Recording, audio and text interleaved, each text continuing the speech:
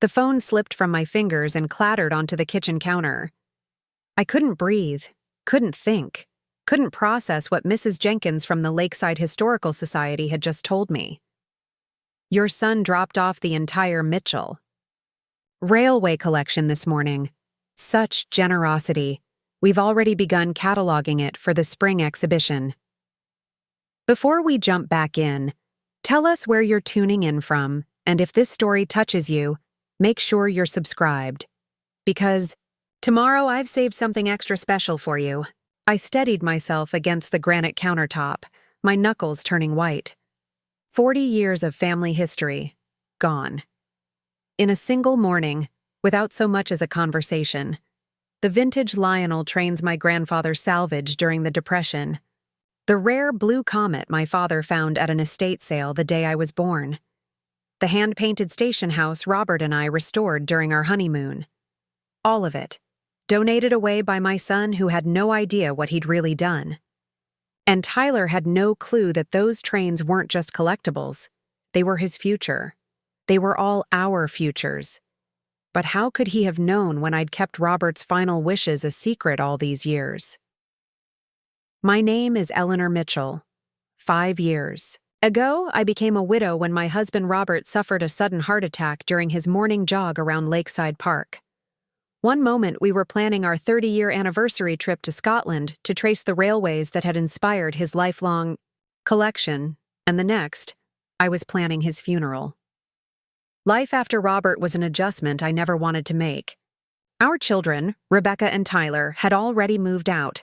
Rebecca to Chicago for her job at an architectural firm, and Tyler just across town where he worked at the local community college. I rattled around in our craftsman home alone, surrounded by memories and Robert's prized model train collection that filled our finished basement. That day, the day the collection disappeared, had started like any other Tuesday. I'd made my usual blueberry muffins, taken my coffee onto the back porch, and watched the morning mist roll off Lake Michigan. October, in our small Michigan town, meant the trees were ablaze with color, and I'd been thinking about how much Robert would have loved photographing the foliage for his annual railway calendar. He used to set up elaborate seasonal scenes with his most treasured model trains. I was halfway through planning the Thanksgiving menu when my phone rang.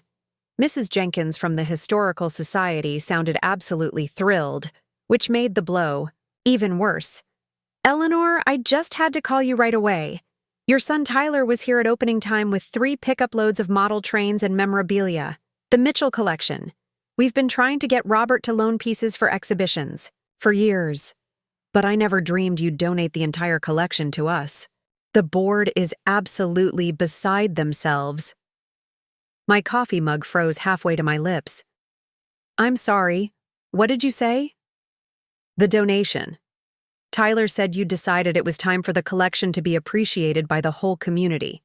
He mentioned you were downsizing? Such a wonderful gesture, Eleanor. Robert would be so proud. The room tilted slightly. Mrs. Jenkins, I didn't. I never authorized. Oh. The excitement in her voice dimmed. Well, Tyler had all the paperwork filled out. He said you'd discussed it. We've already begun the intake process. I hung up after mumbling something about calling her back. My hands were shaking as I dialed Tyler's number. Straight to voicemail. Of course. The basement door loomed at the end of the hallway. I hadn't been down there in weeks. The memories were still too raw sometimes. But I forced myself to go down the carpeted steps, flicking on the lights as I went. The room that had once been filled with meticulously crafted landscapes, tiny towns, and Robert's pride and joy, over 200 rare and vintage model trains, was nearly empty. The glass display cases stood with their doors ajar. The custom-built shelving units Robert had spent an entire summer constructing held only dust outlines where treasures had once sat. A few random pieces remained: a broken signal tower, some track sections, a half-finished landscape Robert had been working on before he died. I sank onto Robert's workbench stool, trying to comprehend what had happened. Tyler had always been impulsive, but this was beyond anything he'd ever done before. And what made it so much worse was that he had no idea what he'd really given away. On the day of Robert's funeral, after everyone had left and the children had gone back to their own homes, I'd sat alone in our bedroom reading his final letter to me. Robert had always been planful, meticulous. It was what made him such an extraordinary collector. He'd prepared for everything, including his own unexpected death. Eleanor, his letter had read, "If you're reading this, the unthinkable has happened. First and foremost, know that my love for you transcends even death. You've made my life complete in ways I could never properly express. Now for the practical matters. I've set up a trust for the children that's tied to the train collection. The complete Mitchell Railway collection holds not just sentimental value but significant financial worth, over $2 million at last appraisal. Here's what I need you to understand. The collection must remain intact until both children turn 30. At that time, they can decide together whether to maintain it or sell it, but the proceeds are their inheritance. I haven't told them about this arrangement because I wanted them to appreciate the collection for what it truly represents, our family history, not just monetary value. When the time is right, share this with them. Until then, please keep the collection safe. Rebecca. Would turn 30 next spring. I'd been waiting for the right moment to reveal Robert's plan to both children, and now the collection was gone, scattered across display cases at the Lakeside Historical Society. My phone buzzed with a text from Tyler. "Hey Mom, surprise. Cleared out Dad's train stuff for you. Now you can use the basement for that art studio you've always wanted. No need to thank me." I stared at the message, torn between fury and heartbreak. How could I tell my well-intentioned son that he'd just given away his inheritance? The doorbell rang, jolting me from my thoughts. I trudged up the stairs, still in shock, and opened the front door to find Margaret Wilson, Robert's sister-in-law, standing on my porch with a too-sweet smile that never quite reached her eyes. "Eleanor, I just heard the wonderful news from Judith Jenkins. The Historical Society is absolutely buzzing. How generous of you to donate Robert's little train set." I winced at her description. Robert's little train set included pieces that railway enthusiasts had offered tens of thousands for, but Margaret had always belittled his passion. "It wasn't my decision, Margaret." I kept my voice steady despite the turmoil inside. Tyler took it upon himself to donate the collection, without asking me. Margaret's eyebrows shot up, her smile widening almost imperceptibly. Oh dear, how unfortunate. Though perhaps it's for the best. I mean, it has been 5 years, Eleanor. It's probably time to let go of Robert's hobbies. David and I have been saying you should really think about moving on. I bit back the sharp retort, rising in my throat. Margaret and her husband David, Robert's older brother, had been pressuring me to sell our house almost since the funeral. They'd never understood the depth of Robert's planning or his quiet financial acumen. They assumed I was struggling, despite my assurances that Robert had left us more than comfortable. "Was there something you needed, Margaret?" I asked, not bothering to hide my exhaustion. "Oh, just being neighborly. David and I are hosting our annual Thanksgiving dinner, as usual, and we wanted to make sure you knew you're welcome. The children too, of course." Her tone made it sound like a charity invitation. "Thank you. I'll keep that in mind." I stepped back, ready to close the door.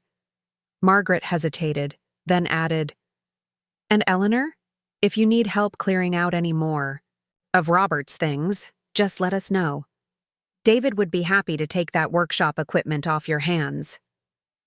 After she left, I sat in Robert's study, surrounded by his books on railway history, and tried to formulate a plan. I needed to get the collection back without revealing to Tyler why it was so important. Not yet. Robert had been adamant about the children not knowing about the monetary value until they were both 30.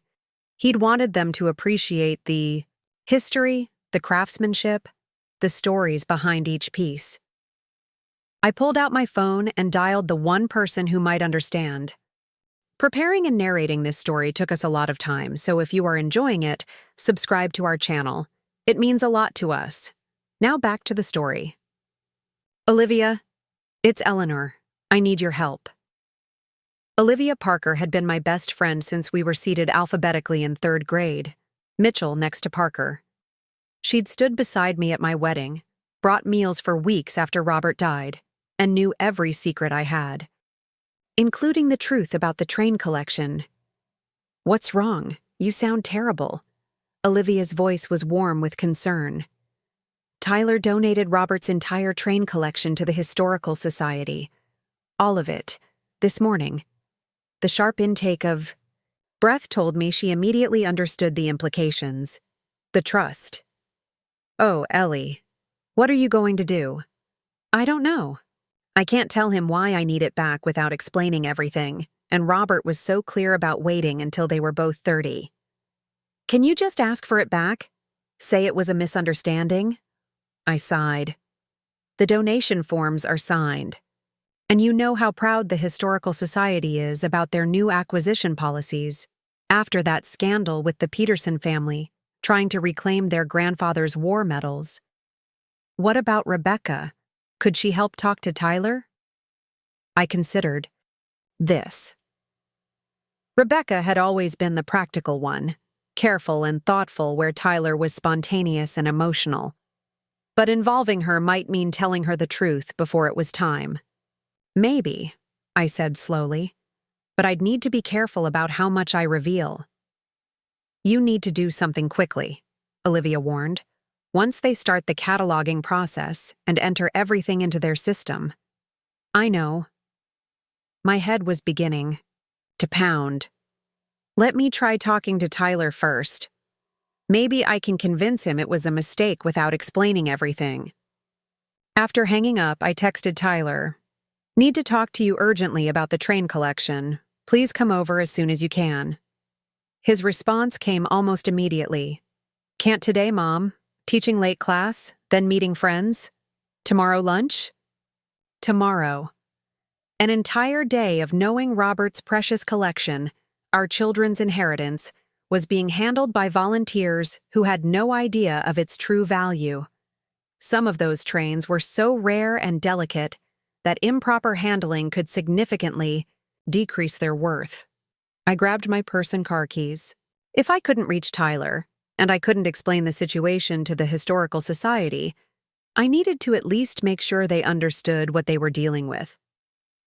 The Lakeside Historical Society occupied a stately Victorian home on Maple Street, donated by one of the town's founding families. As I pulled into the parking lot, I saw volunteers carrying boxes from a storage van into the building. My heart constricted when I recognized the custom shipping containers Robert had built for his most valuable pieces. Inside, the normally quiet foyer was bustling with activity. Display cases had been cleared, and people were carefully unpacking trains and accessories, making notes on clipboards and taking photographs. Mrs. Jenkins spotted me and hurried over, beaming. Eleanor, have you come to see the progress? We're absolutely thrilled. The Mitchell collection will be the centerpiece of our spring exhibition, Railroads of the Midwest, A Journey Through Time. We're even applying for a grant to create special interactive displays. I forced a smile. Mrs. Jenkins, Judith, I need to speak with you privately. There's been a misunderstanding about the donation. Her smile faltered slightly. Of course. Let's step into my office. Once the door closed behind us, I took a deep breath. Tyler wasn't authorized to donate. The collection, I never discussed this with him. There's been a mistake, and I need to reclaim the items. Judith's expression shifted from confusion to concern. Oh dear, I'm so sorry to hear that. But Eleanor, the paperwork has been processed. Tyler signed the donation forms as your representative. He was quite specific about it being your wish. It wasn't my wish, I said firmly. My husband's collection has significant, sentimental value to our family. Tyler was well-intentioned but mistaken. Judith shuffled some papers on her desk uncomfortably. I understand, but there are procedures. The board would need to meet, legal would need to review. It could take weeks, and we've already announced the acquisition in our newsletter. Weeks? My voice rose. This is my family's property. Technically, once the donation forms are signed, it becomes the property of the Historical Society, she said gently. I'm truly sorry, Eleanor. If you'd like to file a formal request for reconsideration, I can give you the forms, but I should warn you that rescinded donations are rarely approved. I left the Historical Society with a stack of paperwork and a deepening sense of dread. The request for donation reconsideration form made it clear that without evidence of coercion, incompetence, or fraud, donations were considered final.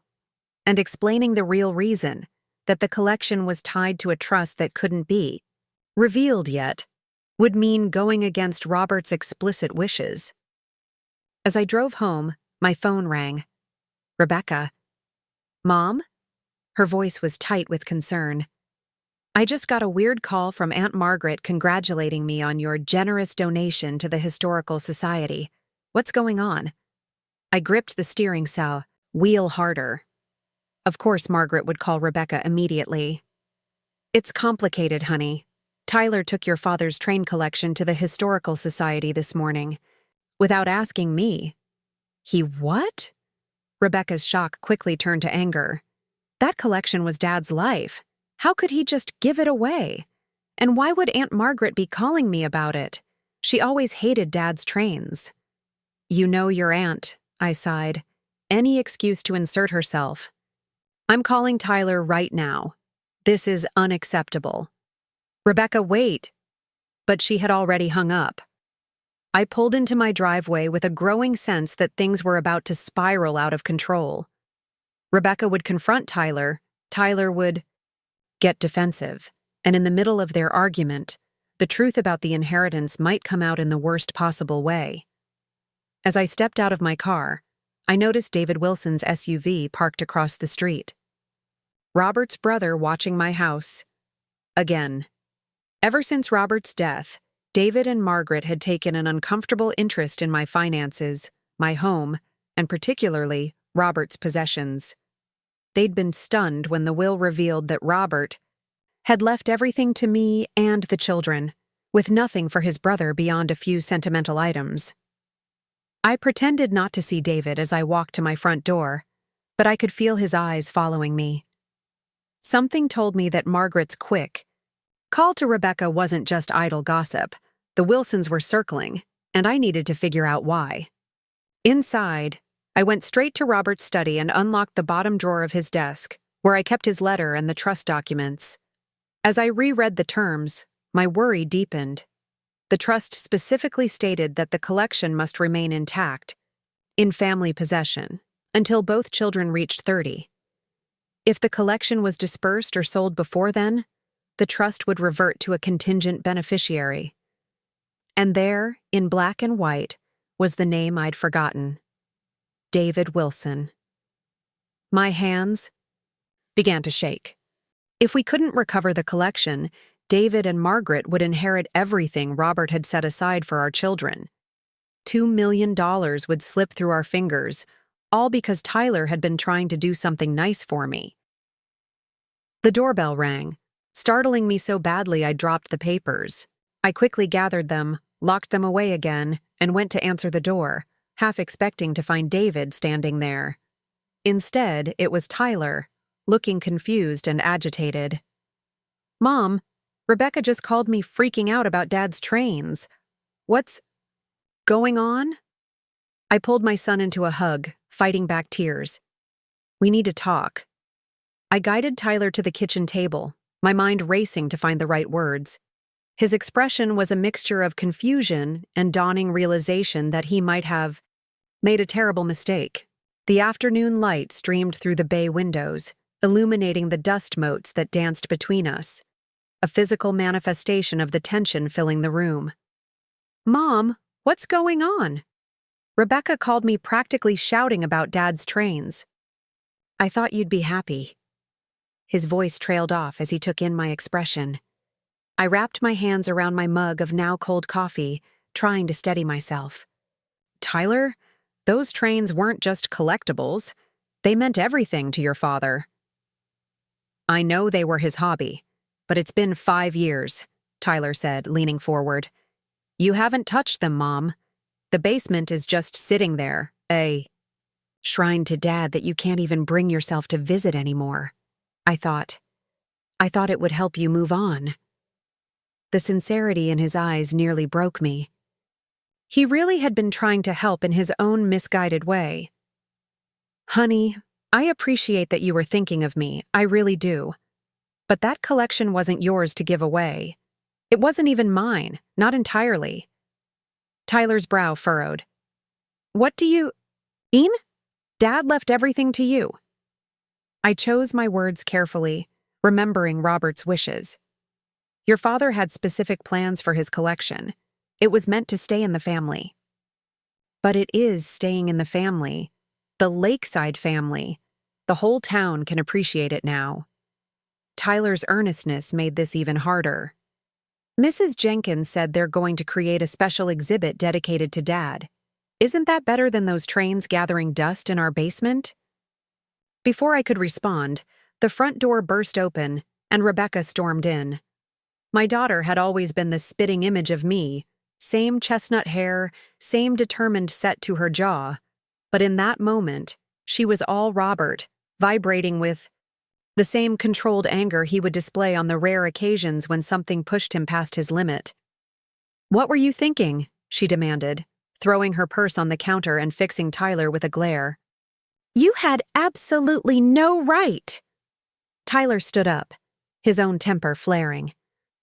I was thinking about Mom. When was the last time you even came home to check on her, Becca? You're so busy with your fancy Chicago life that you haven't noticed how this house has become a mausoleum.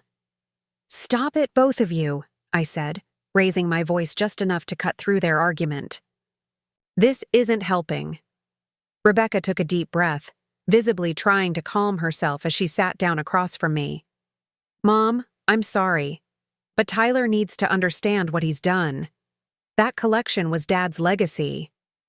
It's a bunch of toy trains, Tyler muttered, though his defiance was weakening. They're not toys, Rebecca shot back. Some of those pieces are irreplaceable. Remember how Dad used to tell us about finding that rare blue comet at an estate sale the day Mom went into labor with me? Or the tiny hand-painted conductor that looks exactly like Grandpa Mitchell? I watched as Tyler's expression softened at these memories.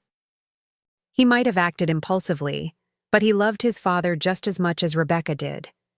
They simply processed grief differently.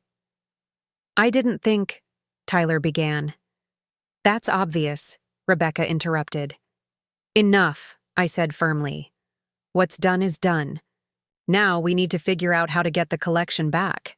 Rebecca straightened. What do you mean, get it back? Can't we just tell the Historical Society there was a mistake?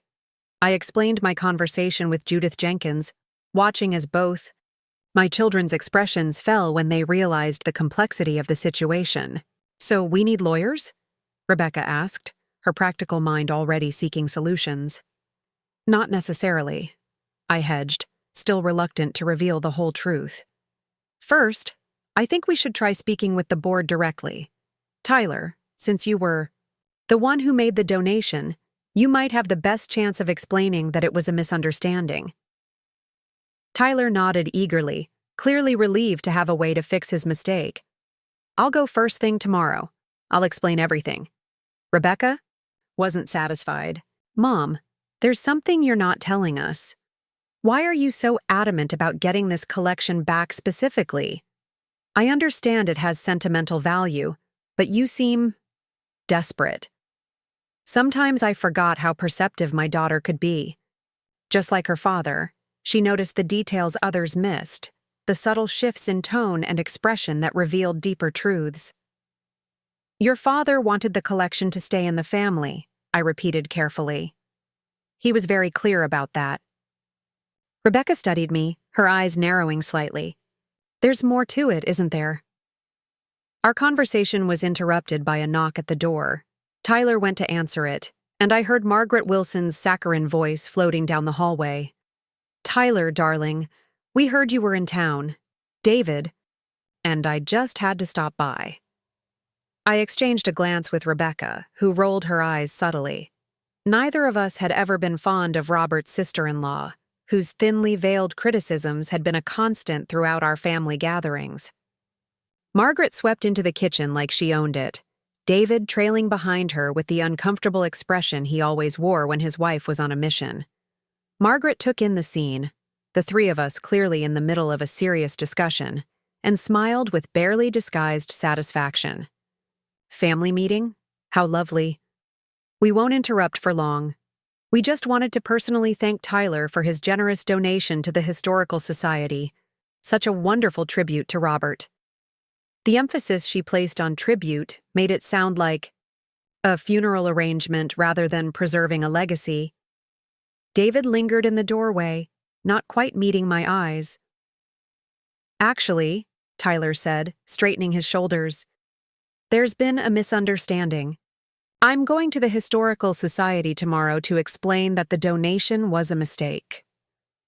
Margaret's smile faltered for just a moment before returning, tighter than before. "A mistake? But everyone is so excited. The board is already planning a special gala to unveil the collection. It would be such a disappointment." "Nevertheless," I said firmly, "the collection wasn't Tyler's to donate. We'll be requesting its return." David finally spoke up, his voice quieter than his wife's, but somehow more unsettling. "Eleanor, be reasonable. The paperwork has been filed. The Society has already begun restoration work on some of the pieces. Taking back a donation of this magnitude would cause quite a scandal." The implication hung in the air. The Mitchells, causing a scene, embarrassing themselves publicly. It was a subtle threat, the kind Margaret and David specialized in. "We'll take that chance," Rebecca said coolly. "It's a family matter." Margaret's eyes narrowed almost imperceptibly. "Family matter. Yes, of course. Speaking of family, Eleanor, have you given any more thought to our discussion about Robert's workshop equipment? David has been quite keen on preserving his brother's tools." I hadn't missed how Margaret's gaze had drifted toward Robert's study door, as if she could see through it to the locked drawer containing the trust documents. A chill ran down my spine. "Not at this time," I said carefully. "Now, if you'll excuse us, we were in the middle of a private conversation." After they left, an uncomfortable silence settled over the kitchen. Tyler was the first to break it. They seemed really invested in the donation staying at the Historical Society. Rebecca nodded slowly. "Too invested. Something doesn't add up." "Let's focus on one problem at a time," I suggested, though I privately shared their unease. "Tyler, can you go to the Historical Society tomorrow morning? Rebecca and I can meet with Olivia. She's an estate attorney now, did you know? She might have some insights on how to approach this legally if the society refuses." That night, after the children had gone to bed, Tyler to his old room upstairs, Rebecca to the guest room we'd converted years ago, I sat in Robert's study, surrounded by the ghosts of our shared life. The trust documents lay spread before me on his desk. I'd read them so many times the words had begun to blur together, but one section remained crystal clear. If any portion of the Mitchell Railway collection is sold, donated or otherwise, removed from family ownership before both beneficiaries reach the age of 30, the trust shall immediately revert to the contingent beneficiary, David Wilson. Robert had explained this clause to me before he died. It was designed to keep the collection intact, to ensure that our children understood its value beyond mere dollars.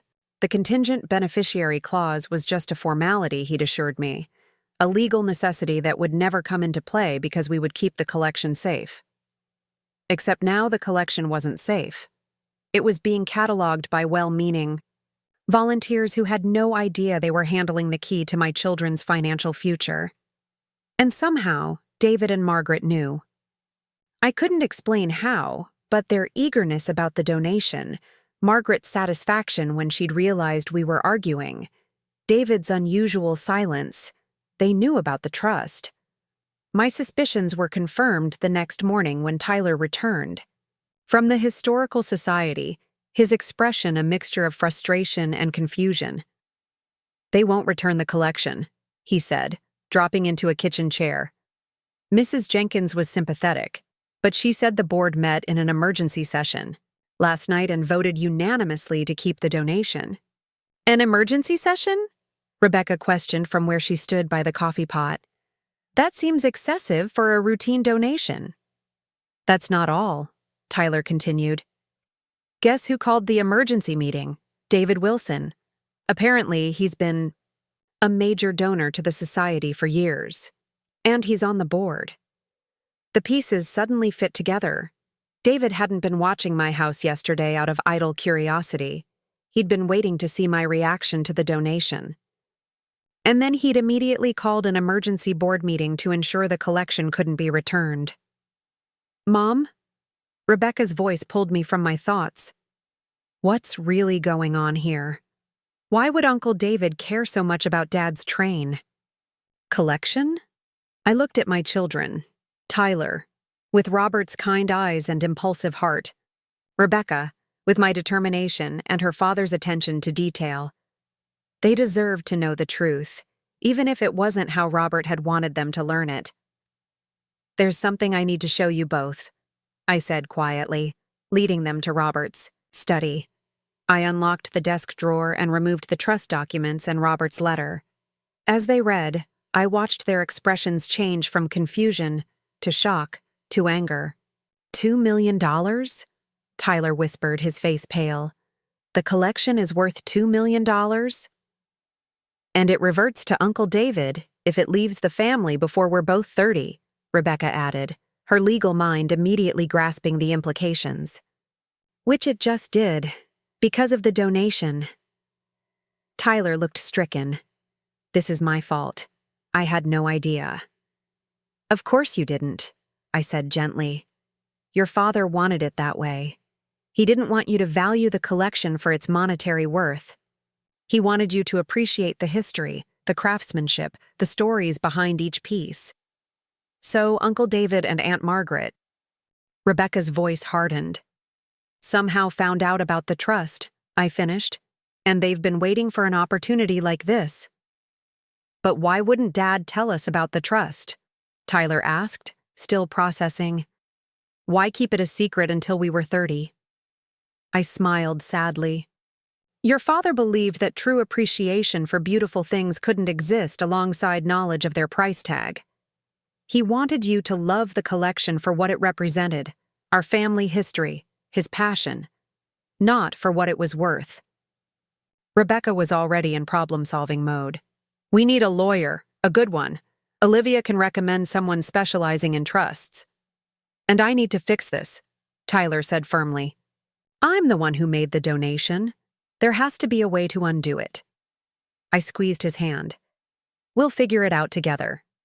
But there's something else you should know." I hesitated, then continued. "I think David and Margaret have been planning this for a while. They've been unusually interested in our finances, in the house, in Robert's possessions. I think they've been waiting for an opportunity." "But how would they even know about the trust?" Rebecca asked. "If Dad kept it secret?" "I don't know," I admitted. "Robert's attorney, perhaps? Or maybe they found documents when they were helping me sort through paperwork after the funeral. But they know, and now they're trying to make sure the donation stays permanent." The doorbell rang, interrupting our conversation. Rebecca went to answer it, returning moments later with Olivia. "I came as soon as I got your message," Olivia said, giving me a quick hug before turning to Tyler and Rebecca. "It's good to see you both, though I wish it were under better circumstances."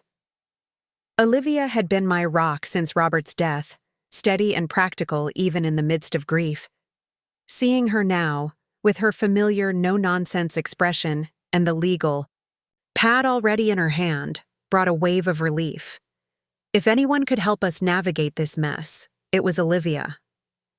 "I've reviewed the trust documents you sent me," she said, sitting down at Robert's desk. "And I've got good news and bad news." We all leaned forward anxiously. The good news is that the trust is sound. Robert clearly specified that the collection must remain in family ownership until both children reach 30. The intent is clear and legally binding. "And the bad news?" I prompted when she paused. "The bad news is that proving Tyler's donation was invalid will be complicated. He signed legally binding documents. The Historical Society followed proper procedure, and with David Wilson on the board." She trailed off, shaking her head. "So what do we do?" Tyler asked, the guilt evident in his voice. Olivia tapped her pen against her legal pad thoughtfully. "We need leverage. Something that would make the Historical Society voluntarily return the collection, regardless of the board's vote." "Like what?" Rebecca asked. "I'm not sure yet, but every institution has vulnerabilities, financial concerns, public relations, issues. We need to find the Historical Society's pressure point." As we brainstormed strategies, my phone buzzed with a text message from an unknown number. I frowned as I read it. "Eleanor, this is Judith Jenkins," using my personal number. "Something strange is happening with the Mitchell collection. Items missing, inventory doesn't match Tyler's donation list. Need to speak privately. Come alone." I showed the message to the others, a flicker of hope igniting within me. "It could be a trap," Rebecca warned, "set up by Uncle David. Or it could be our leverage," Olivia countered. "If items are already missing?" "I need to go," I decided, but not alone. I looked at Olivia. "Will you come with me?" "As my attorney?" Olivia nodded, already gathering her things. "Tyler, Rebecca, keep researching the Historical Society. Financial records, board minutes, anything publicly available. Look for irregularities, especially involving David Wilson." As we prepared to leave, another text came through from Judith. "Meet at Lakeside Coffee Shop, not the Society. 2 p.m. Bring the original inventory if you have it." The Lakeside Coffee Shop was busy with the afternoon crowd when Olivia and I arrived. Judith was already there, seated in a corner booth, nervously shredding a napkin. She looked up with relief. When she saw us, though her expression faltered slightly at the sight of Olivia, "Thank you for coming," she said as we sat down. "I wasn't sure if you would." "Your message was concerning," I replied carefully. "You mentioned missing items?" Judith glanced around before leaning forward and lowering her voice. "Something isn't right, Eleanor. When Tyler brought in the collection, we did a preliminary inventory, standard procedure. But last night after the emergency board meeting—" "The one David Wilson called," Olivia interjected. Judith nodded. "Yes, after that meeting, I noticed discrepancies.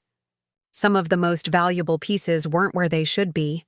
The Blue Comet, the limited edition Union Pacific Big Boy, the custom Lionel pieces from the 1930s, all missing from the cataloging room." My heart sank. Those were some of the most valuable trains in the collection, worth tens of thousands each. Could they have been misplaced? I asked. The volunteers might not know what they're looking for. Judith shook her head firmly. "I supervised the unpacking myself. Those pieces were definitely there yesterday morning, but when I came in this morning to continue cataloging, they were gone. And there's no record of them being moved to secure storage." "Have you reported this to the board?" Olivia asked, her pen poised over her legal pad. Judith's expression turned troubled. "That's the other strange thing. When I tried to raise the issue with the board president, he told me the matter had already been addressed, that David Wilson had personally taken charge of the most valuable items for special conservation treatment. But there's no documentation, no paperwork, nothing in our system about any conservation plans." I exchanged a glance with Olivia, whose raised eyebrow told me she was thinking the same thing I was. David was stealing the collection piece by piece. Judith, I said carefully, would it surprise you to learn that my brother-in-law stands to gain financially if my husband's train collection is no longer in my family's possession? Her eyes widened. What are you saying? I'm saying that David Wilson has a serious conflict of interest that he didn't disclose to the board. And now some of the most valuable pieces in my husband's collection have mysteriously disappeared into his custody. Judith looked genuinely distressed. I've worked at the Historical Society for 27 years. We have protocols, procedures. This isn't how we operate. No, Olivia agreed. It's how someone operates when they're trying to trigger a trust reversion clause without being too obvious about it. I don't understand, Judith said. My husband established a trust tied to his train collection, I explained. If the collection leaves family ownership before both our children turn 30, the trust, worth approximately $2 million, reverts to David Wilson instead. Judith gasped. But that means David orchestrated this whole situation, Olivia finished. He saw an opportunity when Tyler made the donation, called an emergency board meeting to ensure it couldn't be returned, and is now apparently helping himself to the most valuable pieces. This is terrible, Judith whispered. The Historical Society would never knowingly participate in something like this. I believe you, I assured her, which is why I'm hoping you'll help us. How? Olivia leaned forward. We need documentation. Proof that items are missing and that David took them without proper authorization. We need copies of the board meeting minutes, the emergency session notes, any correspondence about the donation. Judith hesitated, conflict clear on her face. That would be violating my professional obligations. Judith, I said gently, you texted me because you knew something was wrong. The Historical Society is being used in what amounts to a family inheritance theft. Is that really what you want your institution's legacy to be? After a long moment, she nodded slowly.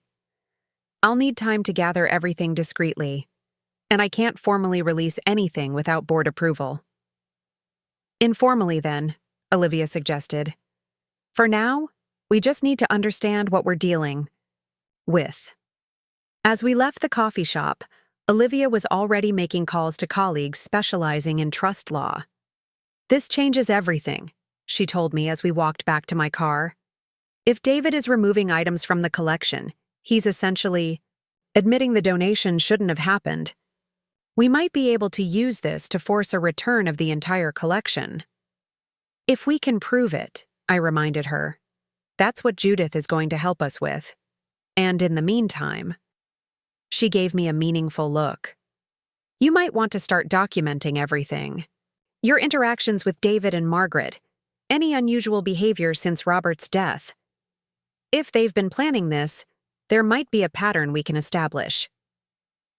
Back at home, we found Rebecca and Tyler surrounded by printed documents and open laptop screens.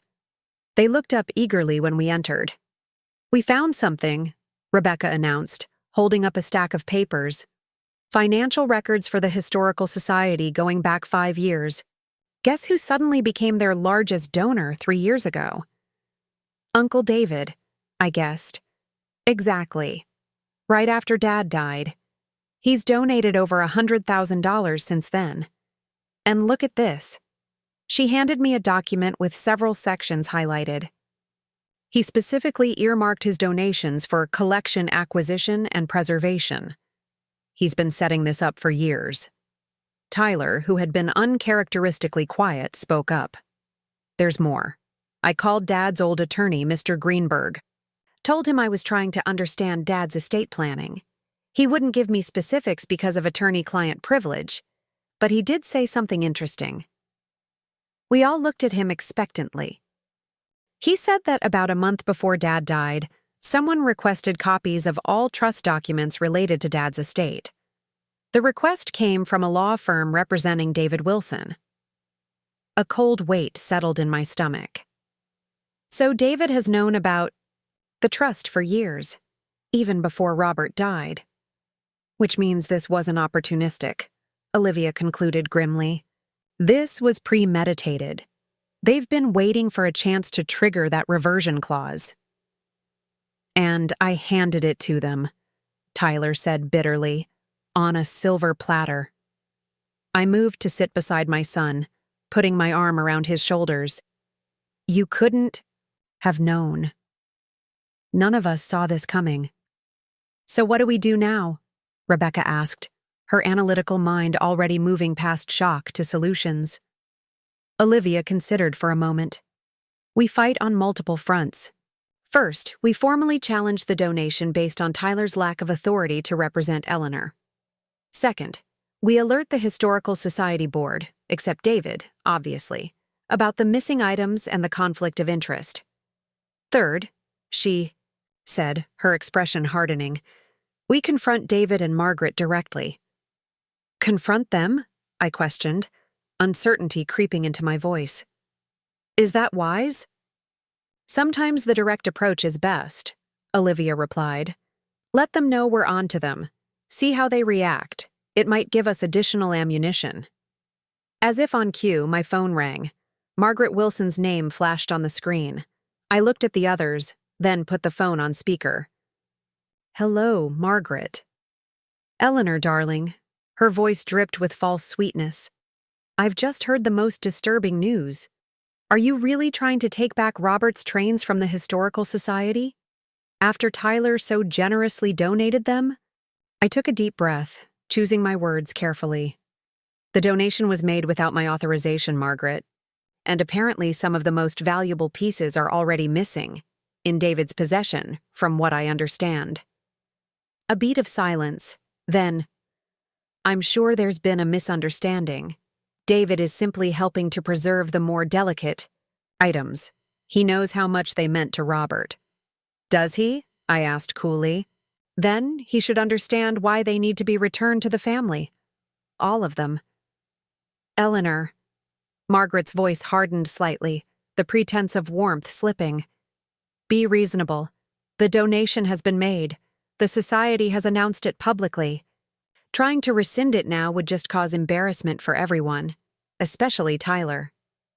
The thinly veiled threat wasn't lost on any of us. Tyler's face flushed with anger, but I placed a steadying hand on his arm. Actually, Margaret, I think the embarrassment would fall elsewhere. On board members who fail to disclose conflicts of interest, perhaps, or on individuals who remove valuable items without proper documentation. The Historical Society takes their procedures very seriously, from what I understand. Another silence, longer this time.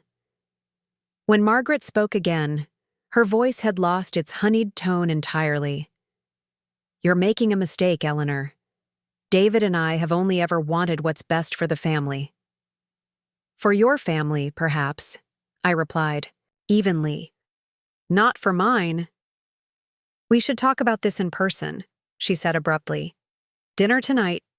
Our house. 8:00. Before I could respond, she hung up. We all stared at the phone for a moment, processing what had just happened. It's a trap, Rebecca said immediately. They're trying to control the situation. Or they're panicking, Olivia countered. Either way, it gives us an opportunity. For what? Tyler asked. To see what they know, what they're willing to admit. And maybe, Olivia said with a small, determined smile, to set our own trap. The afternoon passed in a flurry of preparation. Olivia worked on legal documents challenging the donation, while Rebecca researched the Historical Society's bylaws regarding conflicts of interest. Tyler and I went through Robert's meticulous collection records, creating a comprehensive inventory of exactly what should have been donated and what was now apparently missing. As evening approached, nerves began to set in. I found myself in front of my closet, deliberating over what to wear to a dinner with people who were actively trying to steal my children's inheritance. It seemed absurdly mundane, yet somehow important. I finally settled on a simple black dress, Robert's favorite, with his mother's pearls, armor of a sort. Are you sure about this? Tyler asked as we prepared to leave. We could just call a lawyer, let them handle everything. I touched the pearls at my throat, drawing strength from their familiar weight. David and Margaret have been manipulating this situation from the shadows for years. It's time to bring everything into the light. Rebecca adjusted her blazer, looking every inch the successful professional she was. Together, then. As we drove to the Wilsons' house, Olivia rehearsed our strategy one more time. Remember, we're not accusing anyone directly tonight. We're gathering information. Let them do most of the talking. People reveal more when they're trying to convince you of something. The Wilsons lived in the most expensive neighborhood in Lakeside, their house a sprawling modern structure that always seemed designed more to impress than to welcome. As we pulled into their circular driveway, I noticed David watching from an upstairs window. He disappeared as soon as our eyes met. "Here we go," I murmured, more to myself than the others. Time to find out just how far they're willing to go. Margaret opened the door with a practiced smile that didn't reach her eyes. She wore an elegant navy dress that probably cost more than most people's monthly rent, her silver hair perfectly coiffed, not a strand out of place. Everything about her screamed controlled perfection. "Eleanor, Tyler, Rebecca," she greeted us, her gaze cooling noticeably when it landed on Olivia. "I don't believe we were expecting additional guests." "Olivia is family," I said firmly, stepping inside without waiting for a proper invitation. "And my attorney." A flicker of unease crossed Margaret's face before she masked it with another artificial smile. "Attorney? Surely we don't need lawyers for a family dinner." "That depends entirely on the family, doesn't it?" Olivia replied pleasantly. David appeared in the hallway, drink in hand. Unlike Margaret, he made no attempt to hide his displeasure at seeing Olivia. "What's she doing here?" "Being prudent," I replied, "given the circumstances." David's jaw tightened, but he gestured stiffly toward the dining room. "Dinner's ready. We can talk while we eat." The Wilsons' dining room was as ostentatious as the rest of their house. A massive crystal chandelier hung over a table that could comfortably seat 12, though only 6 places were set tonight. The walls were adorned with expensive art that I suspected David and Margaret knew nothing about beyond its price tag. As we sat down, I noticed an unexpected 6th place setting. Before I could ask, the doorbell rang. "That'll be Andrew," Margaret announced, a self-satisfied smile playing at her lips. I took the liberty of inviting him to join us. I thought having the Historical Society's legal counsel present might help clear up any misunderstandings. David went to answer the door, returning moments later with a thin man in his 50s wearing an expensive suit and a perpetual look of mild disdain. "Eleanor, Tyler, Rebecca," Margaret said. "This is Andrew Hargrove, the Historical Society's attorney. Andrew, you know Eleanor Mitchell, of course, and these are her children, Tyler and Rebecca. And their friend, Olivia Parker." Olivia smiled coldly. "Actually, I'm Mrs. Mitchell's attorney. Olivia Parker, estate law. Lovely to meet you, Mr. Hargrove." Andrew's eyebrows rose slightly as he took the empty seat beside David. "Estate law? I was under the impression this was a simple dinner to discuss the Mitchell train donation." "Nothing about this situation is simple," Rebecca said, her voice clipped. Margaret clapped her hands together. "Let's save the heavy discussion for after the first course, shall we? I've prepared Robert's favorite, butternut squash soup. I always told him my recipe was better than yours, Eleanor, though he was too polite to agree."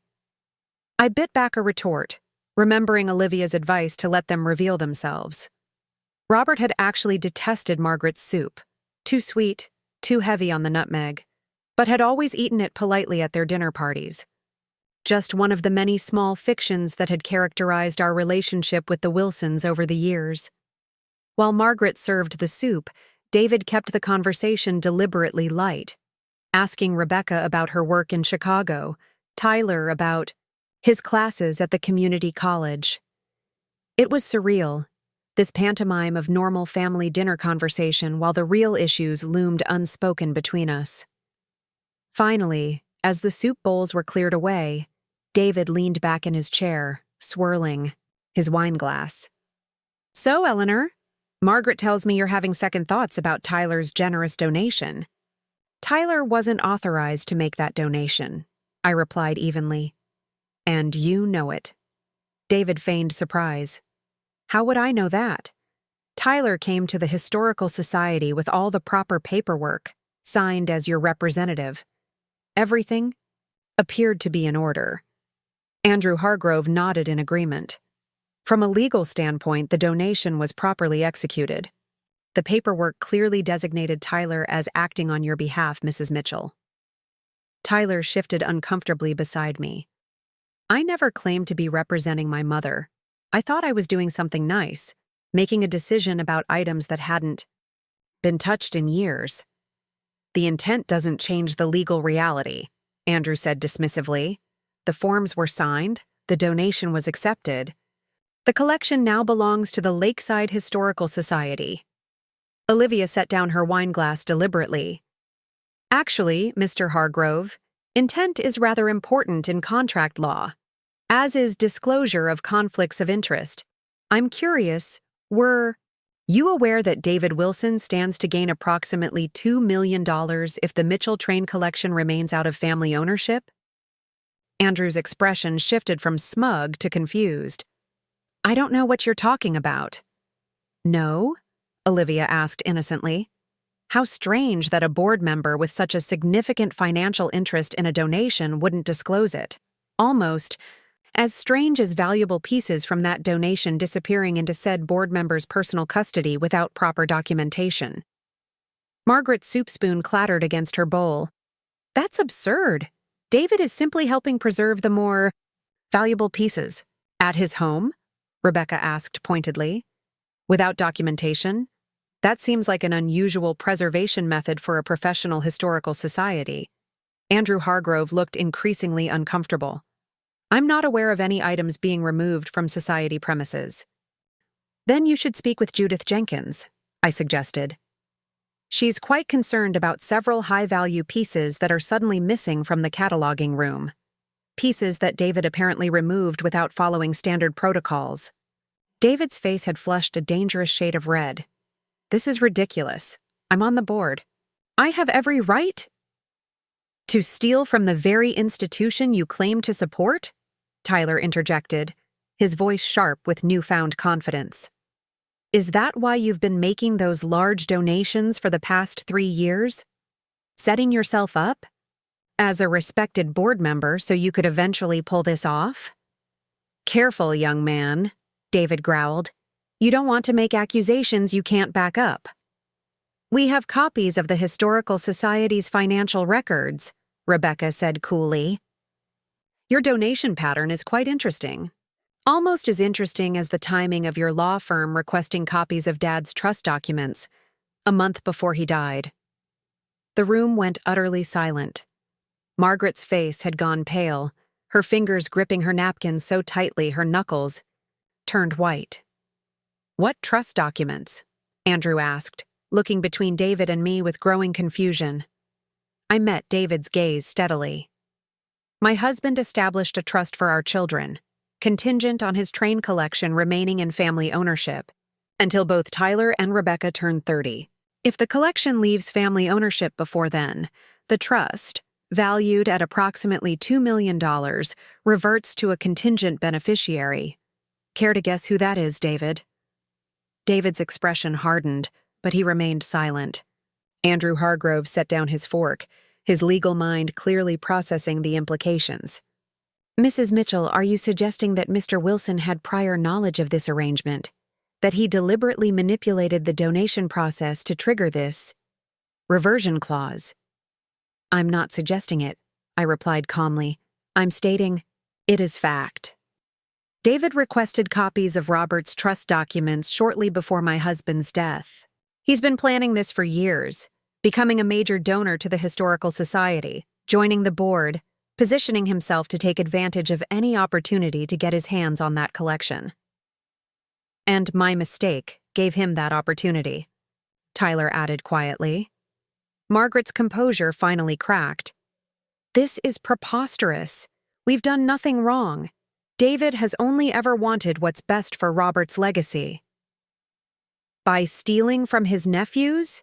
Rebecca asked incredulously. "Some legacy." David slammed his hand on the table, making the crystal glasses jump. "Enough. You have no proof of any of this. The donation was legal. The paperwork was in order. Whatever Robert's intentions were, they're irrelevant now." Olivia smiled. Thinly. "Actually, we have quite a bit of proof. Financial records showing your sudden interest in the Historical Society after Robert's death. Documentation of your law firm requesting trust information. Witness testimony about missing pieces from the collection. And I haven't even mentioned the rather suspicious timing of that emergency board meeting you called immediately after learning Eleanor wanted the collection returned." Andrew Hargrove was looking increasingly troubled. "Mr. Wilson, if what they're saying is true, the Historical Society cannot be party to what amounts to inheritance fraud. If there are missing items, if you've removed society property without documentation—" "Oh, save your ethical concerns, Andrew," Margaret snapped. "You didn't seem worried about proper procedure when David doubled your retainer last month." An awkward silence fell as Andrew's face flushed. I took a deep breath, fixing my gaze on David. "Here's what's going to happen. You're going to return every single piece of the collection you've taken. The Historical Society is going to return the entire collection to my family, acknowledging that the donation was made without proper authorization. And you, David, are going to resign from the board, effective immediately." David leaned forward, his voice low and dangerous. "Or what?" "Or we go public," Rebecca answered before I could. "Every detail. How you manipulated a grieving family, abused your position on the Historical Society board, removed valuable items without authorization. I wonder how your business partners would react to that kind of scandal. Your country club friends? The other civic organizations you've wormed your way into?" David's expression was murderous. "You wouldn't dare." "Try us," Tyler said quietly. Margaret made a last desperate attempt to regain control. "Eleanor, be reasonable. Think about what this would do to the family name, to Robert's memory, a public battle, accusations flying back and forth. Is that really what you want?" "What I want," I replied steadily, "is my husband's collection back where it belongs. What I want is for my children to receive the inheritance their father intended for them. What I want is for you and David to stop manipulating and exploiting my family." Andrew Hargrove cleared his throat awkwardly. "Mrs. Mitchell, while I understand your concerns, I'm not convinced the Historical Society would agree to return a legally executed donation simply because of family disagreements." "Even if that donation was accepted under false pretenses?" Olivia challenged. "Even if valuable pieces are already missing? Even if a board member with a $2 million conflict of interest orchestrated the whole thing?" Andrew shifted uncomfortably. "Those are serious allegations that would need to be properly investigated?" "By all means, investigate," I said, pushing back my chair and standing up. "Start with David's house. I'm sure you'll find the Blue Comet locomotive, the Union Pacific Big Boy, and several other valuable pieces that mysteriously disappeared from the cataloging room. You might also want to check the board meeting minutes from that emergency session. I'm guessing David didn't properly disclose his conflict of interest." David stood as well, towering over the table. "Get out. All of you." "Gladly," I replied. "But this isn't over, David. Not by a long shot." As we gathered our things to leave, Margaret followed us to the door, her earlier composure completely shattered. "Eleanor, you're making a terrible mistake. We can work this out quietly, as a family." "We're not family," I said softly. "Not anymore. Not after this." The drive home was silent, each of us processing what had just transpired. It wasn't until we were back in my kitchen, Olivia making coffee while Rebecca and Tyler sat at the counter, that anyone spoke. "That went well," Olivia said, a hint of satisfaction in her voice. "Did it?"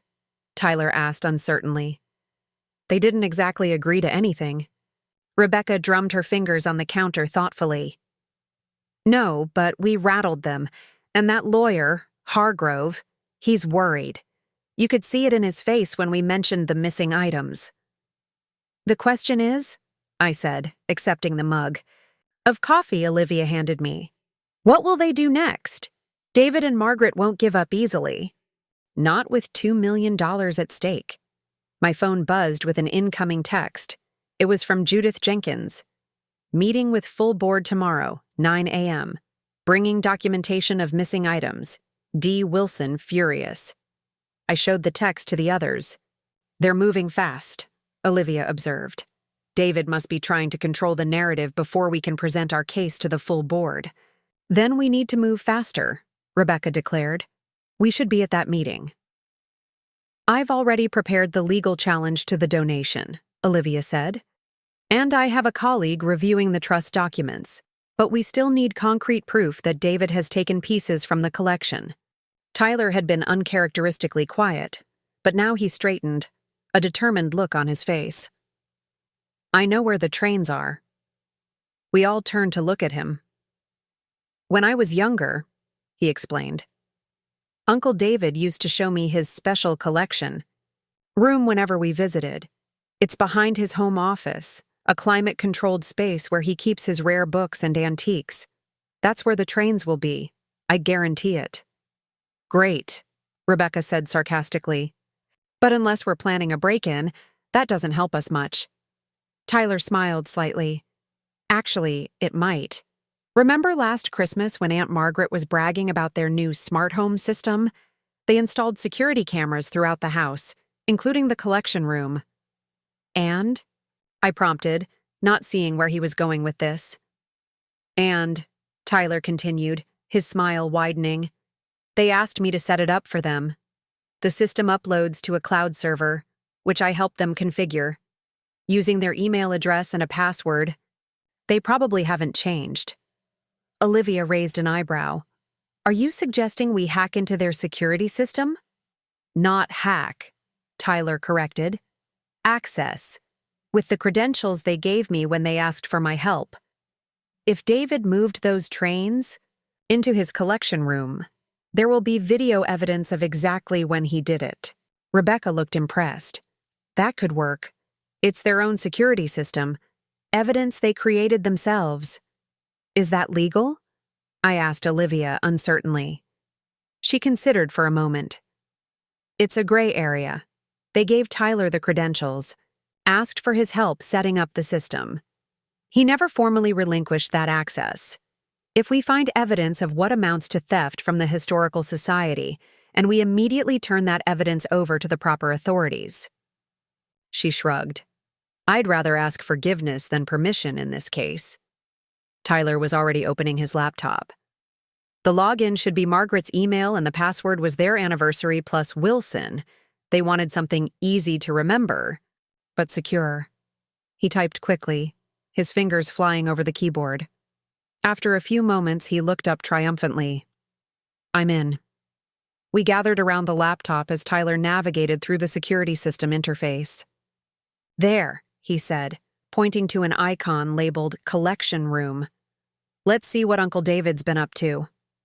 He clicked on the icon, bringing up a calendar of recorded footage.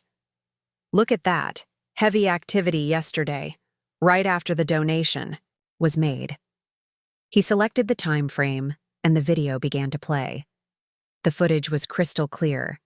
David Wilson entering his collection room carrying a padded case, carefully removing a model train, and placing it in a custom display cabinet. The Blue Comet locomotive, one of the most valuable pieces in Robert's collection. "Bingo," Rebecca whispered.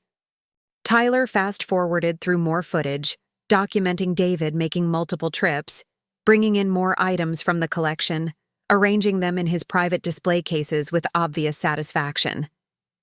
"There's our proof," Olivia said, already reaching for her phone. I'm calling Andrew Hargrove and the Historical Society board president. Wait, I said suddenly, noticing something in the video. Can you go back a bit, Tyler? He rewound the footage. I pointed at the screen. There. What's David doing? We watched as David carefully removed something from inside one of the model trains, a small packet that he then placed in his safe. What is that? Rebecca asked, squinting at the screen. I don't know, I admitted, but it's not part of the original train. Tyler zoomed in as much as the footage would allow. It looks like documents, something folded up and stored inside the train. A memory stirred. Robert, meticulously working on that particular locomotive, the Milwaukee, rode Hiawatha. It had been his most recent restoration project before his death. He'd been so careful with it, spending hours in his workshop. There's something else going on here, I said slowly. Something we're missing. Before we could discuss it further, my phone rang, an unknown number. I answered cautiously. Mrs. Mitchell? It was Andrew Hargrove, his voice tense. I've just had a rather uncomfortable conversation with David Wilson. He's claiming that certain pieces of the train collection were actually given to him directly by Robert prior to his death. He says he has documentation to prove it. My blood ran cold. That's absolutely false. Robert would never have separated his collection. Never. Nevertheless, he claims to have a signed letter from Robert, dated a week before his death, gifting him several specific pieces, including the ones currently missing from the Historical Society. The pieces suddenly fit together. The documents in the train, I whispered. I'm sorry? Andrew asked, confused. Nothing. Mr. Hargrove, whatever documentation David claims to have is either fabricated or obtained under false pretenses. My husband would never have given away pieces of that collection, especially not to David. I understand your position, Mrs. Mitchell, but if he has documentation, I'll see you at the board meeting tomorrow, I said firmly. 9 a.m. My attorney and I will be there. After hanging up, I explained the new development to the others. Forgery, Rebecca concluded immediately. He must have created fake documents claiming Dad gave him those specific trains. But why hide them inside one of the models? Tyler wondered. Because he didn't want to use them unless he had to, Olivia said thoughtfully. It's his backup plan. If challenged about taking the trains, he'd claim they were already his, given to him by Robert. He hid the proof inside the train itself, ready to be discovered if needed. That's diabolical, Tyler muttered. And desperate, I added. David must have realized at some point that the trust was legitimate, that it would stand up to legal scrutiny. So he created this fallback position, claiming that Robert had given him specific pieces before his death. Rebecca was pacing now, thinking aloud. But if he forged documents, we can prove it. Handwriting analysis, paper dating. Those kinds of forensic examinations take time, Olivia cautioned, and money. Meanwhile, the Historical Society might decide to stay out of what looks like a complicated family dispute. So we need something more immediate, I concluded. Something that proves beyond doubt that David is lying. We fell silent, each trying to think of a solution. Finally, Tyler spoke up hesitantly.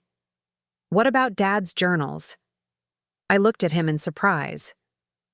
His collection journals? What about them? Dad documented everything about those trains, right? Every repair, every restoration, every acquisition. If those specific models were still in his possession when he died, his journals would show it. There'd be no record of him giving them to Uncle David. The journals are in the basement workshop, I said, already moving toward the hallway. I haven't touched them since he died. The basement workshop was exactly as Robert had left it, frozen in time. His tools laid out precisely on the workbench, half-finished projects covered in dust cloths, and there, on the bookshelf, a row of leather-bound journals, meticulously organized by year. I ran my fingers over the spines, finding the last volume, the one Robert had been writing in during his final months. With trembling hands, I opened it, revealing Robert's neat, precise handwriting. "Here," I said, turning to the last entries. His final restoration project was the Milwaukee Road Hiawatha, the very train David took the documents from. We crowded around as I read Robert's last entry, dated 3 days before his death. "Finished the final detailing on the Hiawatha today. One of my finest restorations to date." The Milwaukee Road orange and maroon scheme is particularly striking against the brass accents. This completes the Great American Railroad series, all 27 locomotives now restored to their original glory.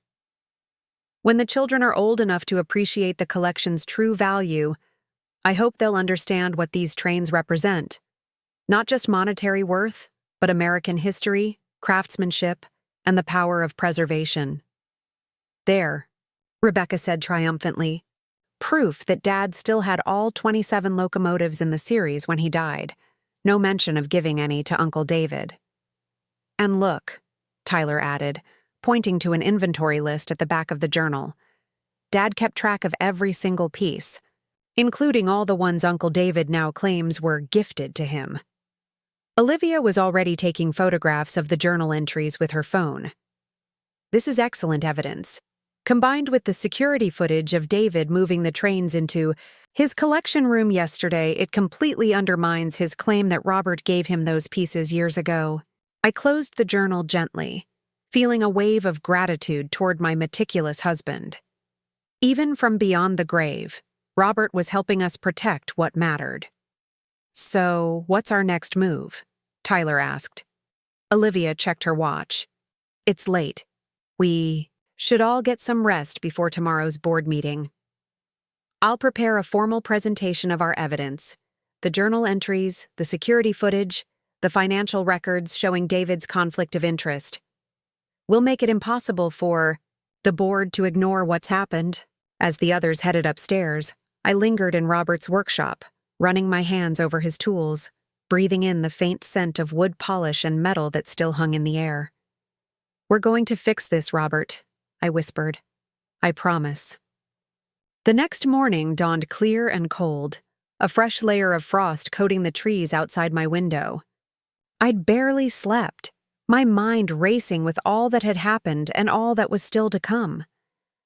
Today would determine whether Robert's wishes would be honored, whether our children would receive the inheritance he had planned for them. I dressed, carefully in a navy suit that Robert had always loved, pinning his mother's cameo brooch to the lapel. Armor, once again. Rebecca and Tyler were already in the kitchen when I came downstairs, both looking as tired as I felt. Rebecca was reviewing Olivia's legal documents while Tyler scrolled through the security footage on his laptop. "I found something else," Tyler said, looking up as I entered. "Watch this." He turned the laptop so I could see the screen. The footage showed David in his collection room late last night, removing something from his safe. The same documents he'd taken from inside the Hiawatha locomotive. He spread them on a table, examining them carefully, then took out what appeared to be an old letter and placed it alongside the documents, comparing them. "He's checking his forgery against Dad's actual handwriting," Rebecca said, disgust evident in her voice. "Not just checking," Tyler pointed out. "Look, he's making adjustments to the documents. That's a fountain pen he's using, the same kind Dad used for all his correspondence." The footage clearly showed David altering something on the documents, then holding them up to the light, apparently satisfied with his work. "He's refining his forgery," Olivia said from the doorway. She'd arrived without us noticing, already dressed for battle in a crisp gray suit. Making last-minute adjustments to make it more convincing. This is getting better and better. My phone buzzed with a text from Judith Jenkins. Board assembled. D. Wilson presenting his case first. Claims to have proof of prior ownership of some items. Hurry. He's moving faster than we expected, I said, showing them the message. We need to go, now. The drive to the Historical Society felt interminable, though it was only a few miles across town. As we pulled into the parking lot, I noticed David's car already there, along with several others I recognized as belonging to board members.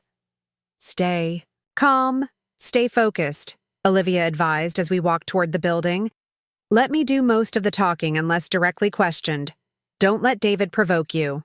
The board meeting was being held in the Society's main conference room, a formal space with portraits of Lakeside's founding families lining the walls. As we entered, all eyes turned toward us. David, seated at the table with a folder open before him, looked momentarily startled by our arrival. The board president, Charles Hadley, a retired judge with a reputation for fairness, nodded to acknowledge us. Mrs. Mitchell, we were just discussing the situation regarding your late husband's train collection. Mr. Wilson has presented some rather surprising documentation. I'm sure he has, I replied, my voice steadier than I felt. Before you consider that documentation, however, my attorney has some evidence we believe the board should review. David's face darkened. This is a closed board meeting. You weren't invited. Actually, Judith Jenkins spoke up from her place at the table. I invited Mrs. Mitchell as the original owner of the collection in question, and as our donations coordinator, I believe my concerns about missing items should be addressed before any other business. Charles Hadley gestured to empty chairs. Please, sit down. We're all here to get to the bottom of this situation. As we took our seats, I couldn't help but notice Margaret's absence. Interesting. Perhaps she'd chosen to distance herself from whatever was about to unfold. Olivia wasted no time.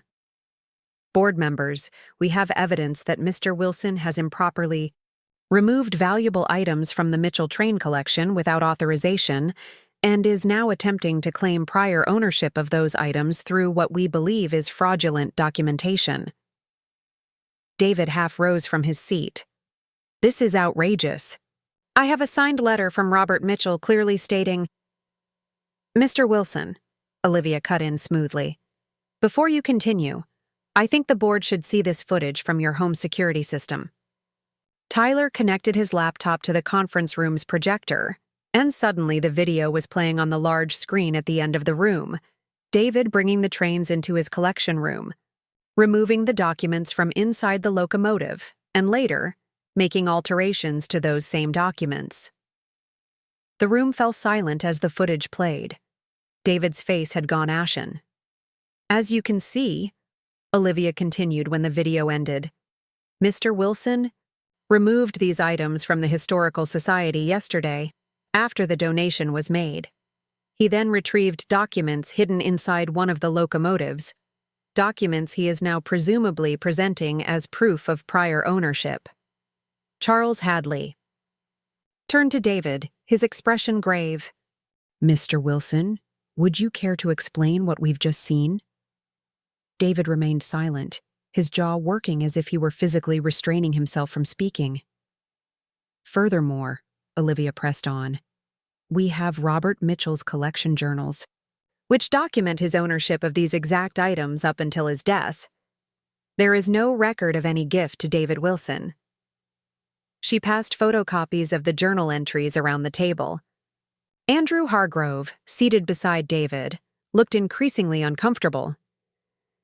Mr. Wilson assured me he had legitimate documentation of ownership predating Mr. Mitchell's death. The document is real, David finally said, his voice tight.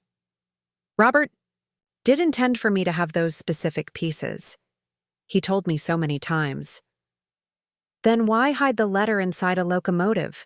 Rebecca challenged. Why not present it 5 years ago when Dad died? Why wait until now, when the entire collection was mistakenly donated? Charles Hadley examined the journal copies, then looked up at David. These entries clearly show Robert Mitchell still possessed and was working on these trains days before. His death. There's no mention of any gift to you. Robert was private about such things, David insisted, but his argument sounded hollow even to my ears. There's another matter the board should be aware of, Olivia said, laying down her final card. David Wilson has a significant financial interest in ensuring the Mitchell train collection remains out of family ownership. A trust worth approximately $2 million reverts to him if the collection is sold or donated before both Mitchell children turn 30. This conflict of interest was never disclosed to the board. Several board members exchanged shocked glances. Charles Hadley's expression hardened. Is this true, David? David's silence was damning. Judith Jenkins spoke up, her voice quivering with controlled anger. As donations coordinator, I find this deeply troubling. Not only the removal of items without proper documentation, but the failure to disclose such a significant conflict of interest when the donation was being considered. Charles Hadley looked around the table, taking in the expressions of the other board members. A consensus seemed to form without words being spoken. In light of this evidence, he said formally, I move that we immediately return the entire Mitchell train collection to the Mitchell family, acknowledging that the donation was accepted under questionable circumstances and that the collection's integrity has been compromised by the unauthorized removal of items. Seconded, said Judith Jenkins immediately. All in favor? Charles asked. Every hand around the table went up, except for David's. Motion carried, Charles declared. Mrs. Mitchell, we offer our sincere apologies for this unfortunate situation. The Historical Society will arrange for the immediate return of all items still in our possession. Mr. Wilson, he continued, his voice cooling considerably, the board will require the immediate return of any items you have removed, along with your resignation from this board. David stood abruptly, gathering his papers. This isn't over, he muttered, glaring at me before storming out of the room. Actually, I said quietly to Olivia, I think it is. The next 2 weeks passed in a blur of activity. The Historical Society, clearly mortified by their involvement in David's scheme, worked efficiently to return every piece of Robert's collection. Judith Jenkins personally supervised the packing and transport, ensuring each model was handled with the same care Robert would have insisted upon. The pieces David had taken to his home were the last to be returned, delivered by a courier service, with a terse note stating only that all items were accounted for.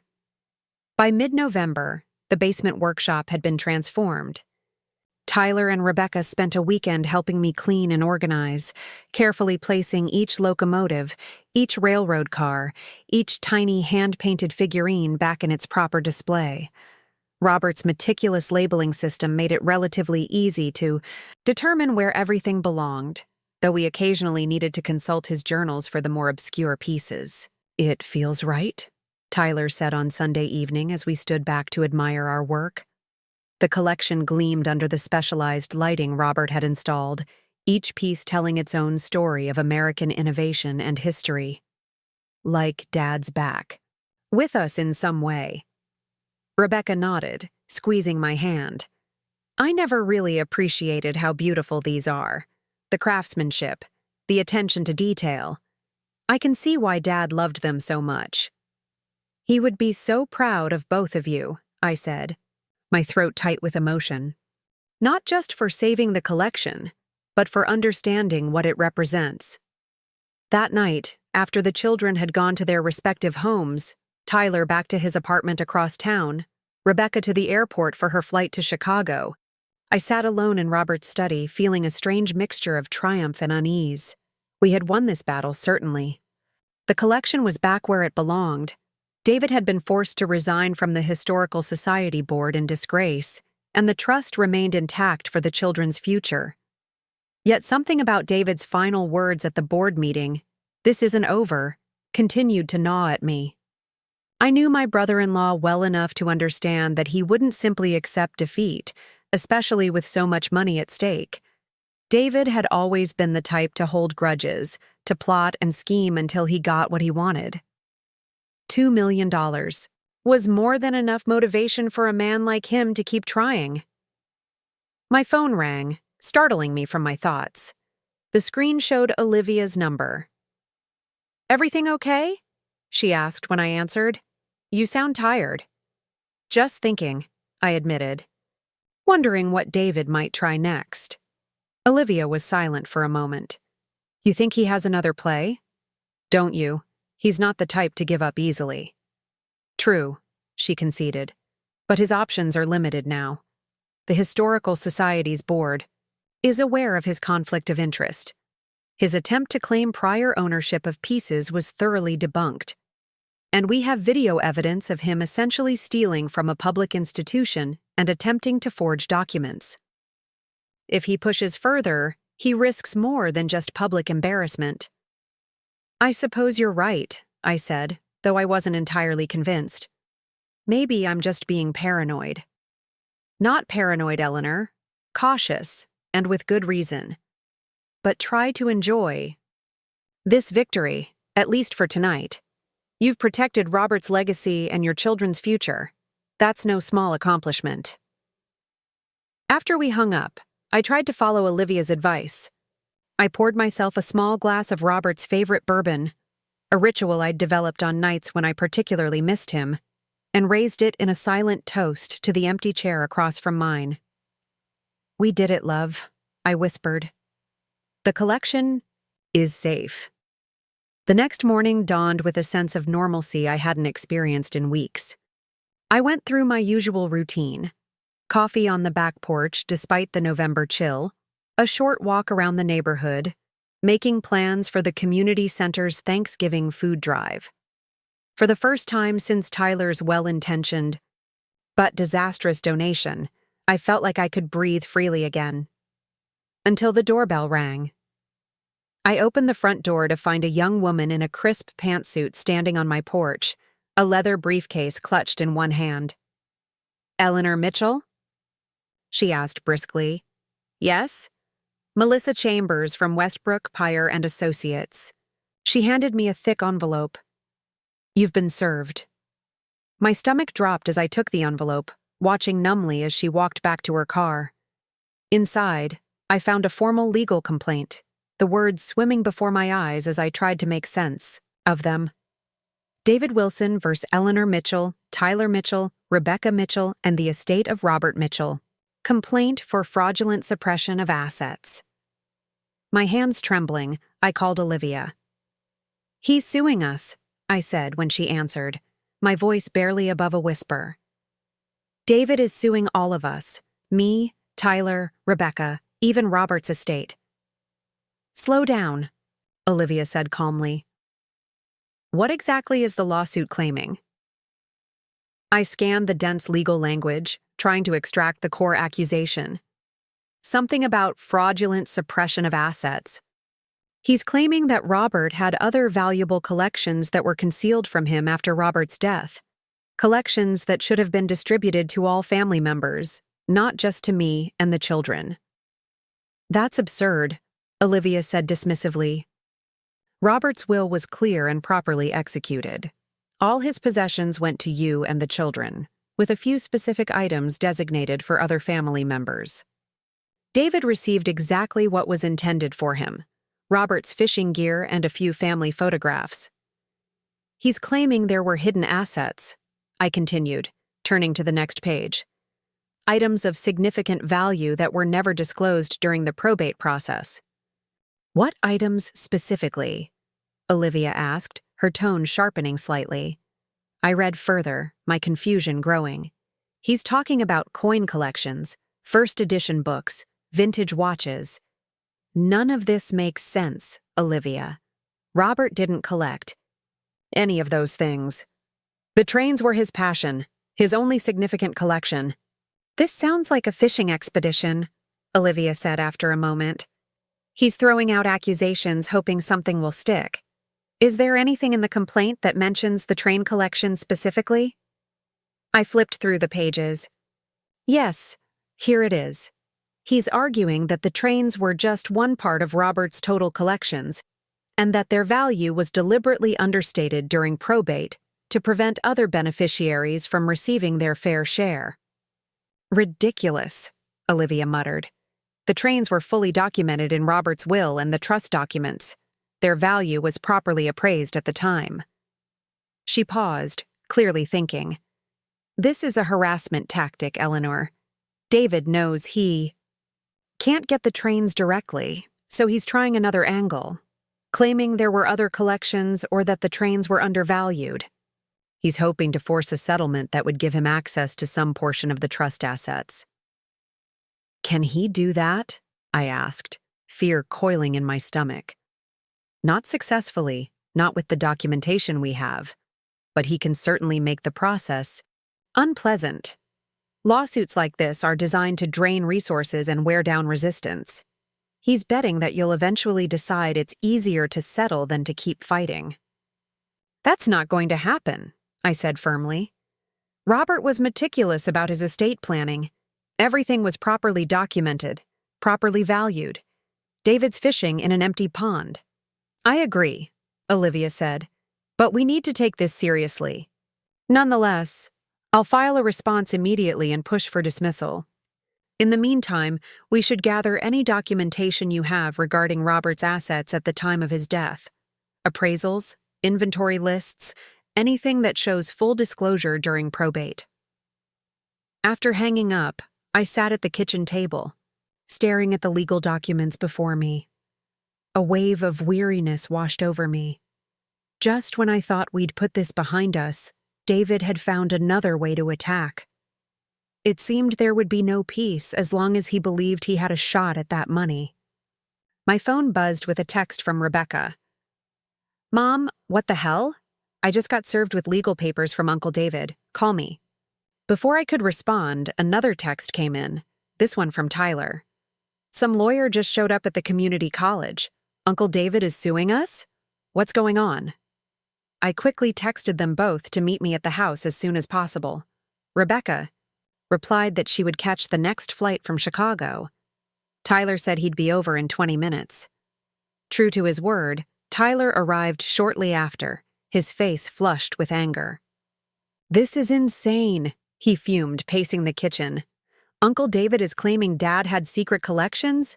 That's ridiculous. I know, I said, placing a calming hand on his arm. Olivia thinks it's a harassment tactic. He can't get the trains directly, so he's trying to claim there were other valuable assets that weren't properly disclosed. But there weren't, Tyler said, confusion evident in his voice. Dad was obsessed with those trains. That was his thing. Exactly, I agreed. Which is why this lawsuit won't ultimately succeed, but it can still cause a lot of stress and expense in the meantime. Tyler sank into a chair, running his hands through his hair in frustration. This is my fault. If I hadn't donated the collection in the first place.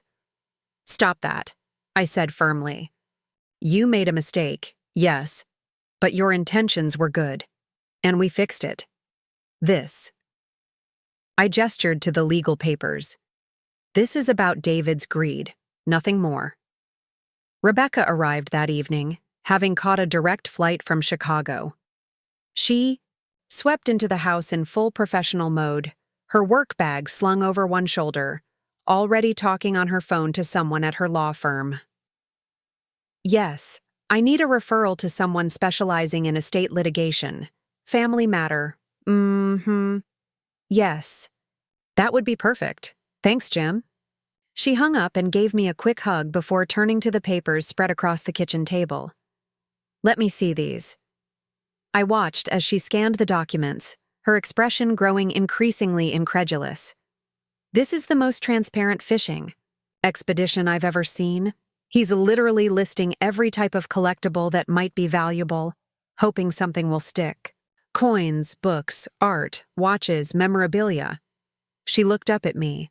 Did Dad collect any of these things? No, I said firmly. Robert had the trains, period. He had a few first-edition railway history books, but they were part of his research. Materials for the train collection. not separate collectibles. And they weren't particularly valuable. "What about jewelry?" Rebecca asked, still reviewing the complaint. "Uncle David specifically mentions vintage watches and cufflinks." I shook my head. "Your father had his everyday watch and one good one for special occasions, and a few pairs of cufflinks, including his father's. Nothing of significant value, and certainly nothing that would qualify as a collection." Rebecca nodded thoughtfully. "We need to compile a comprehensive inventory of everything Dad owned at the time of his death, with appropriate documentation showing it was all properly disclosed during probate." "I kept meticulous records," I assured her. Robert's attorney made sure everything was properly documented and appraised. "Good," Rebecca said, already shifting into problem-solving mode. "We'll need copies of all those records, and we should also consider filing a counterclaim for harassment and legal fees." Tyler, who had been listening silently, suddenly straightened. "Wait a minute. The security system footage." Rebecca and I looked at him in confusion. "The footage?" "From Uncle David's house," Tyler explained, his eyes brightening. "We have video of him stealing trains from the Historical Society and attempting to forge documents claiming Dad gave them to him. Couldn't we use that to show his bad faith? That he's willing to commit fraud to get what he wants?" Rebecca's expression shifted to one of admiration. "That's actually brilliant, Tyler. It establishes a pattern of deceptive behavior specifically related to Dad's assets." She pulled out her phone. "I'm going to call Jim back. This changes our strategy." As Rebecca stepped out to make her call, Tyler turned to me, his expression earnest. "I want to help, Mom. I know I messed up before, but I want to make it right." I squeezed his hand. "You are helping. That security footage insight was exactly what we needed." Rebecca returned a few minutes later, looking pleased. "Jim's putting me in touch with Catherine Langford. Apparently, she's the best estate litigator in the state. She can meet with us tomorrow morning." "That's wonderful," I said, feeling a glimmer of hope. "There's something else," Rebecca added, her expression turning serious.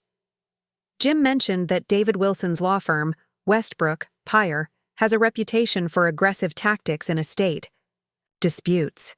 We should be prepared for them to dig deep into our lives, looking for anything they can use against us." "Like what?" Tyler asked nervously. "Financial records, personal relationships, potential conflicts of interest, anything that might suggest impropriety in handling Dad's estate." Rebecca sighed. "It's standard intimidation tactics, but it can be invasive and stressful." Felt a fresh wave of anger. It wasn't enough for David to try to steal the children's inheritance. Now he wanted to drag us all through the mud as well. "Let them dig," I said resolutely. "They won't find anything because there's nothing to find." Robert's estate was handled exactly as he intended. The next morning, we met with Catherine Langford in her downtown office. She was a striking woman in her 60s with silver hair and sharp, intelligent eyes that missed nothing. After reviewing the complaint and listening to our explanation of the situation, she leaned back in her chair, fingers steepled thoughtfully. "This is a nuisance lawsuit," she declared. "There's no merit to these claims, but that doesn't mean they won't cause you headaches. Mr. Wilson is clearly hoping to wear you down or find some technical error in the estate administration that he can exploit." "What's our best approach?" Rebecca asked. "Aggressive defense," Catherine replied without hesitation. "We file for immediate dismissal, countersue for harassment and legal fees, and utilize the security footage evidence to establish Mr. Wilson's pattern of fraudulent behavior regarding your father's assets." She tapped her pen against her notepad. "But we also need to prepare for a prolonged battle. Men like David Wilson don't give up easily, especially when there's significant money involved." $2 million is significant motivation," I acknowledged. "Indeed," Catherine agreed. "And we should be prepared for him to escalate." "Escalate how?" Tyler asked, concern evident in his voice. Catherine's expression turned grave. "In cases like this, When the initial legal strategy doesn't yield immediate results, desperate parties sometimes turn to more personal tactics. Spreading rumors, contacting employers, approaching friends and associates with false information. It can get ugly. David would absolutely do that, I said quietly. He and Margaret have always been obsessed with appearances, with their social standing. They'd have no qualms about trying to damage ours. Then we prepare for that possibility as well, Catherine said firmly. Complete transparency with employers, friends, anyone who might be approached. Get ahead of any potential rumors by explaining the situation to key people in your lives. We left Catherine's office with a plan in place. She would file our response to the lawsuit immediately, requesting dismissal and countersuing for harassment. Meanwhile, we would gather all the necessary documentation to prove that Robert's estate had been properly administered, with all assets fully disclosed and appropriately valued. The following days passed in a flurry of activity. Rebecca took temporary leave from her firm in Chicago to stay and help with the legal battle. Tyler continued teaching his classes at the community college but spent every free moment helping me sort through documentation, organizing financial records, and creating a comprehensive inventory of Robert's possessions at the time of his death. Olivia was an invaluable ally, using her connections in the legal community to expedite document requests and lending her expertise in estate law to our defense strategy. Together with Catherine Langford, they built what seemed to be an airtight case against David's spurious claims. And then, just as Catherine had predicted, David escalated. It began with a phone call from Thomas Benson, the president of the community college where Tyler taught. "Tyler," he said, his voice uncharacteristically formal, "I've received some concerning information about your family situation, something about misappropriation of estate assets, a lawsuit?" Tyler, to his credit, remained calm. "Yes, my uncle is suing our family over my father's estate. It's a nuisance lawsuit with no merit, and our attorney is handling it. I'm happy to provide more details if you'd like." Thomas hesitated.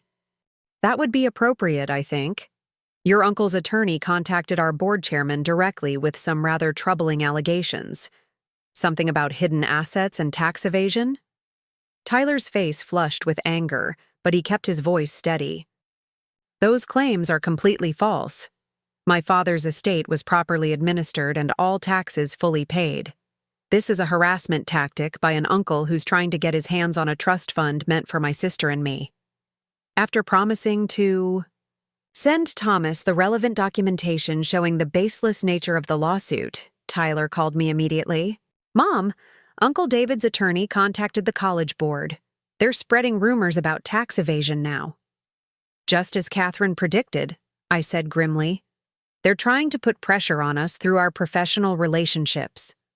Rebecca was targeted next. She received a call from her firm's managing partner in Chicago, asking about concerning allegations from an attorney representing a David Wilson. "They contacted your firm?" she asked incredulously. "About a personal family matter. The letter suggested there might be ethical concerns given your involvement in litigation involving potential financial impropriety," her partner explained uncomfortably. "Obviously, we're not jumping to any conclusions, but given your role in our financial services practice." "This is a harassment tactic," Rebecca said firmly. "My uncle is attempting to pressure our family because he's trying to get his hands on a $2 million trust fund. I'm happy to provide all the documentation showing his claims are baseless." By the end of the week, David's reach had extended to my volunteer work at the community center, the local garden club, and even our church. Everywhere I went, I could feel the sidelong glances, hear the hushed conversations that stopped when I approached. David and Margaret had activated their considerable social network to spread their poison throughout Lakeside. "He's trying to isolate us," I told Olivia during one of our strategy sessions. "Make us pariahs in our own community so we'll give up and settle just to make it stop." "It's a common tactic," she acknowledged grimly. and unfortunately effective in small towns where reputation matters. "What should we do?" Tyler asked, the strain of the past week evident in his voice. "Fight fire with fire," Rebecca suggested, her expression hardening. "Uncle David wants to play dirty. Fine. Let's show everyone exactly who he really is." "What do you mean?" I asked warily. "The security footage," Rebecca said, pulling out her laptop. "It's time everyone saw what kind of man David Wilson really is." "We can't just release that publicly," Olivia cautioned. "It's potential evidence in our legal case." "Not publicly," Rebecca agreed, "but selectively. To the Historical Society, board members who haven't seen it. To the Country Club Management Committee, where Uncle David is so proud of his standing. To the church elders he and Aunt Margaret pretend to be so pious around." "That seems aggressive," I said uncertainly. "Mom," Rebecca said gently, "they're trying to destroy our reputations, our professional relationships, our standing in this community, all because Uncle David can't accept that Dad left his money to us instead of him. We need to defend ourselves." Tyler nodded in agreement. "Becca's right. Uncle David started this war. We didn't want to fight, but we can't just stand by while he tears our lives apart." I thought of Robert, of his kindness and integrity, his dislike of conflict. What would he want me to do in this situation? Then I remembered how fiercely protective he'd been of our children, how he'd structured his estate specifically to provide for their future. He wouldn't want David to hurt them or take what was rightfully theirs. "All right," I said finally. "But let's be strategic about this. We focus on people who need to know the truth, not just spreading gossip for its own sake. We're better than that." The next day, our counteroffensive began. Rebecca and Tyler carefully selected key individuals in the community, people whose opinion mattered, who had been approached by David or Margaret with their false allegations. One by one, they showed these people the security footage of David stealing trains from the Historical Society and forging documents to claim ownership. The effect was immediate and dramatic. By the end of the week, the whispers had shifted. Now it was David and Margaret who were receiving the sidelong glances, whose conversations stopped when they entered a room. Their carefully constructed facade of respectability was crumbling as the truth about their actions spread through Lakeside's social circles. But David wasn't finished yet. His next move was his most desperate and dangerous yet. It was a crisp December morning when I received the call from our bank. "Mrs. Mitchell, this is Sandra from First Lakeside Bank. I'm calling because we've received some concerning documentation regarding your accounts." My heart sank. "What kind of documentation?" "A court order freezing all accounts associated with the Mitchell estate, pending investigation of asset misappropriation." Sandra's voice was professional but sympathetic. "It appears to be related to ongoing litigation?" I gripped the phone tightly. "That's impossible. There's no such court order. Our attorney would have been notified." "The paperwork appears to be in order, Mrs. Mitchell. It has a case number, a judge's signature." "It's fraudulent," I said firmly. "Please don't take any action until I can have my attorney contact you. This is part of a harassment campaign by my brother-in-law." After hanging up, I immediately called Catherine Langford, who was as shocked as I was. "There's no legitimate freeze order," she confirmed after checking with the court. "The case number on the document doesn't even exist in our system. This is a criminal act. Forgery of court documents." David's getting desperate, I realized, a chill running through me.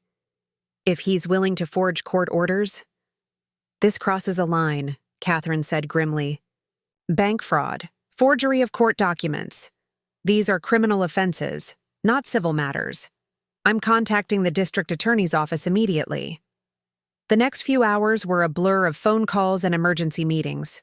Catherine arranged for me to meet with an investigator from the district attorney's office, who took detailed statements about David's escalating pattern of fraudulent behavior. The bank, once informed of the forgery, immediately restored access to our accounts and provided copies of the fraudulent documents for the investigation.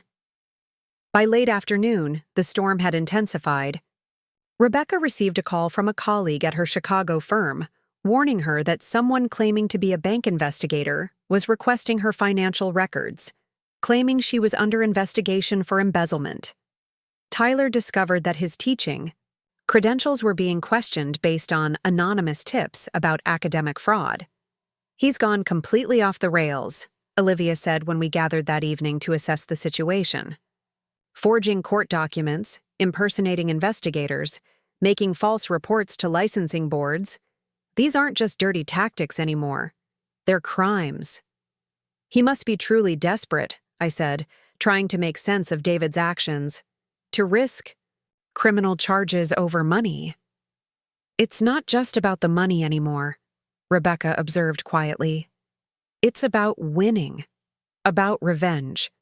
We humiliated him with the Historical Society board, exposed his theft and forgery. For someone like Uncle David, whose entire identity is built on his reputation, that's unforgivable." Tyler, who had been uncharacteristically quiet, suddenly spoke up. "I think I know what his endgame is." We all turned to look at him. "Remember what the trust actually says?" Tyler continued. "The money reverts to Uncle David if the train collection leaves family ownership before we both turn 30. What if he's trying to force us to sell the collection?" "But why would we sell?" I asked, confused. "Because if he ruins our professional reputations, destroys our credit, freezes our bank accounts." Tyler trailed off. Rebecca's eyes widened with understanding. "We might need to liquidate assets to survive. And the most valuable asset we have is the train collection." The realization hit me like a physical blow. He's trying to financially strangle us until we have no choice but to sell the trains. "That actually makes sense," Olivia admitted reluctantly. "It's diabolical, but it tracks with everything he's done so far. The lawsuit was never meant to succeed on its merits. It was just the opening move in a campaign to drain your resources and damage your financial standing." Catherine Langford, who had joined us for this strategy session, nodded grimly. "It's not an uncommon tactic in high-value estate disputes, though I've rarely seen it pursued with such enthusiasm. The good news is that his methods have crossed into criminal territory, which gives us additional leverage." "So, what do we do?" I asked, feeling the weight of responsibility for my children's future pressing down on me. Catherine's expression hardened. "We end this, now." "How?" Tyler asked eagerly. "By giving David exactly what he wants," Catherine replied, a calculating look in her eyes. "Or rather, by making him think we're giving him what he wants." David Wilson had always believed himself to be the smartest person in any room. His entire strategy, from manipulating the Historical Society to forging court documents, relied on that assumption of superior intelligence. It was time to use that arrogance against him. The trap was set, the players in position. Now we just needed David to make his final move.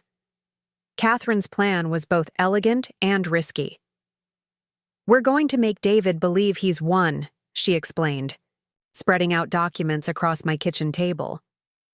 "We'll let him think we're financially desperate enough to consider selling the collection." "But we're not actually selling, right?" Tyler asked anxiously. "Not a chance," Catherine assured him. "This is just bait for the trap." The plan required careful coordination. First, Rebecca would return to Chicago, supposedly to explore emergency financing options. A detail we made sure would reach Margaret through a carefully orchestrated conversation at the local salon. Meanwhile, Tyler would visit several loan offices in town, making it obvious he was seeking large sums of money urgently. My role was perhaps the most difficult. I had to appear defeated, broken down by the constant stress and harassment. For several days, I made a show of withdrawing from community activities, canceling appointments, and looking visibly distressed whenever I ventured into town for groceries or errands. It's working, Olivia confirmed after running into Margaret at the pharmacy. She was practically gloating about how tired you looked, asking if everything was all right with a fake concern that wouldn't fool a 5-year-old. The final piece fell into place when Catherine arranged for a well-known antique appraiser, actually a friend of hers playing a role, to visit our house, making sure his distinctive car was parked in our driveway long enough for David's surveillance to notice. 2 days later, I received exactly the call we'd been anticipating. Eleanor. David's voice was smooth, almost sympathetic. I've been hearing concerning things about your family's financial situation. I thought perhaps we should talk. What do you want, David? I asked, allowing the genuine weariness I felt to color my voice. I want to offer a solution, he said reasonably, a way to end all this unpleasantness between us. I'm listening, I replied, giving the signal to Tyler, who quietly activated the recording equipment Catherine had provided. I understand you're considering selling Robert's train collection, David continued. That would be a shame after all the effort you've put into recovering it. Perhaps there's a better option. Such as? I could take the collection off your hands for a fair price. Say, $500,000. Cash, immediately available. You could pay your legal bills, help the children with whatever financial difficulties they're experiencing, and this whole unfortunate situation would disappear. 500,000? I repeated incredulously. The collection is worth 4 times that amount. David made a dismissive noise. In perfect condition, to the right buyer perhaps. But after all the moving back and forth, the handling by Historical Society volunteers, who knows what condition they're really in? Besides, finding a serious collector willing to pay top dollar takes time, which you apparently don't have. I hesitated as we'd planned. And the lawsuit? The other problems we've been experiencing? Would naturally be resolved, David said smoothly. Once we've reached an agreement about the collection, I would have no reason to pursue these other matters. Everything would go back to normal. I don't know, David. The children are adults with their own lives, he interrupted. This constant drama isn't helping anyone. Think about it, Eleanor. $500,000 is a generous offer under the circumstances. I need time to consider, I said, allowing a note of temptation to enter my voice. Don't take too long, David advised. My offer won't remain open indefinitely. And Eleanor? This conversation stays between us.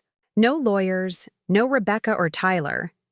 Just family handling family business, the way it should be. I understand, I assured him. I'll think about it and call you tomorrow.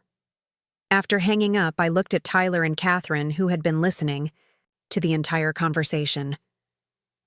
Was that enough? Catherine's smile was predatory. Oh, that was perfect. He just admitted to the extortion scheme on tape, but we're not done yet. We need him to explicitly connect the lawsuit and the forged court documents to his attempt to force the sale. And ideally, we want him to admit to taking the trains from the Historical Society. So we need a face-to-face meeting, Tyler concluded. Exactly, Catherine confirmed. One where he feels comfortable enough to boast about his clever plan, preferably with witnesses or recording equipment. I know just the place, I said, a plan forming in my mind. The next day, I called David as promised. I've thought about your offer, I told him. I think we should discuss it in person, somewhere private. My house? He suggested immediately. No, I countered. Too many ears. What about Robert's workshop? No one ever goes down there but me. We can talk freely, and you can inspect the collection yourself to confirm its condition.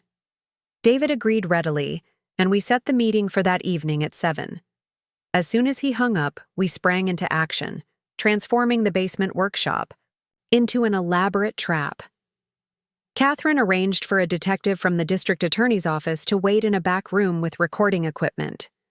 Tyler set up additional cameras hidden among the train displays. Olivia would be stationed upstairs with Rebecca, who had flown back specifically for this confrontation. Remember, Catherine coached me as we did a final check of the recording devices. Your job is to get him talking, act defeated but slightly resentful. Make him explain his cleverness to you.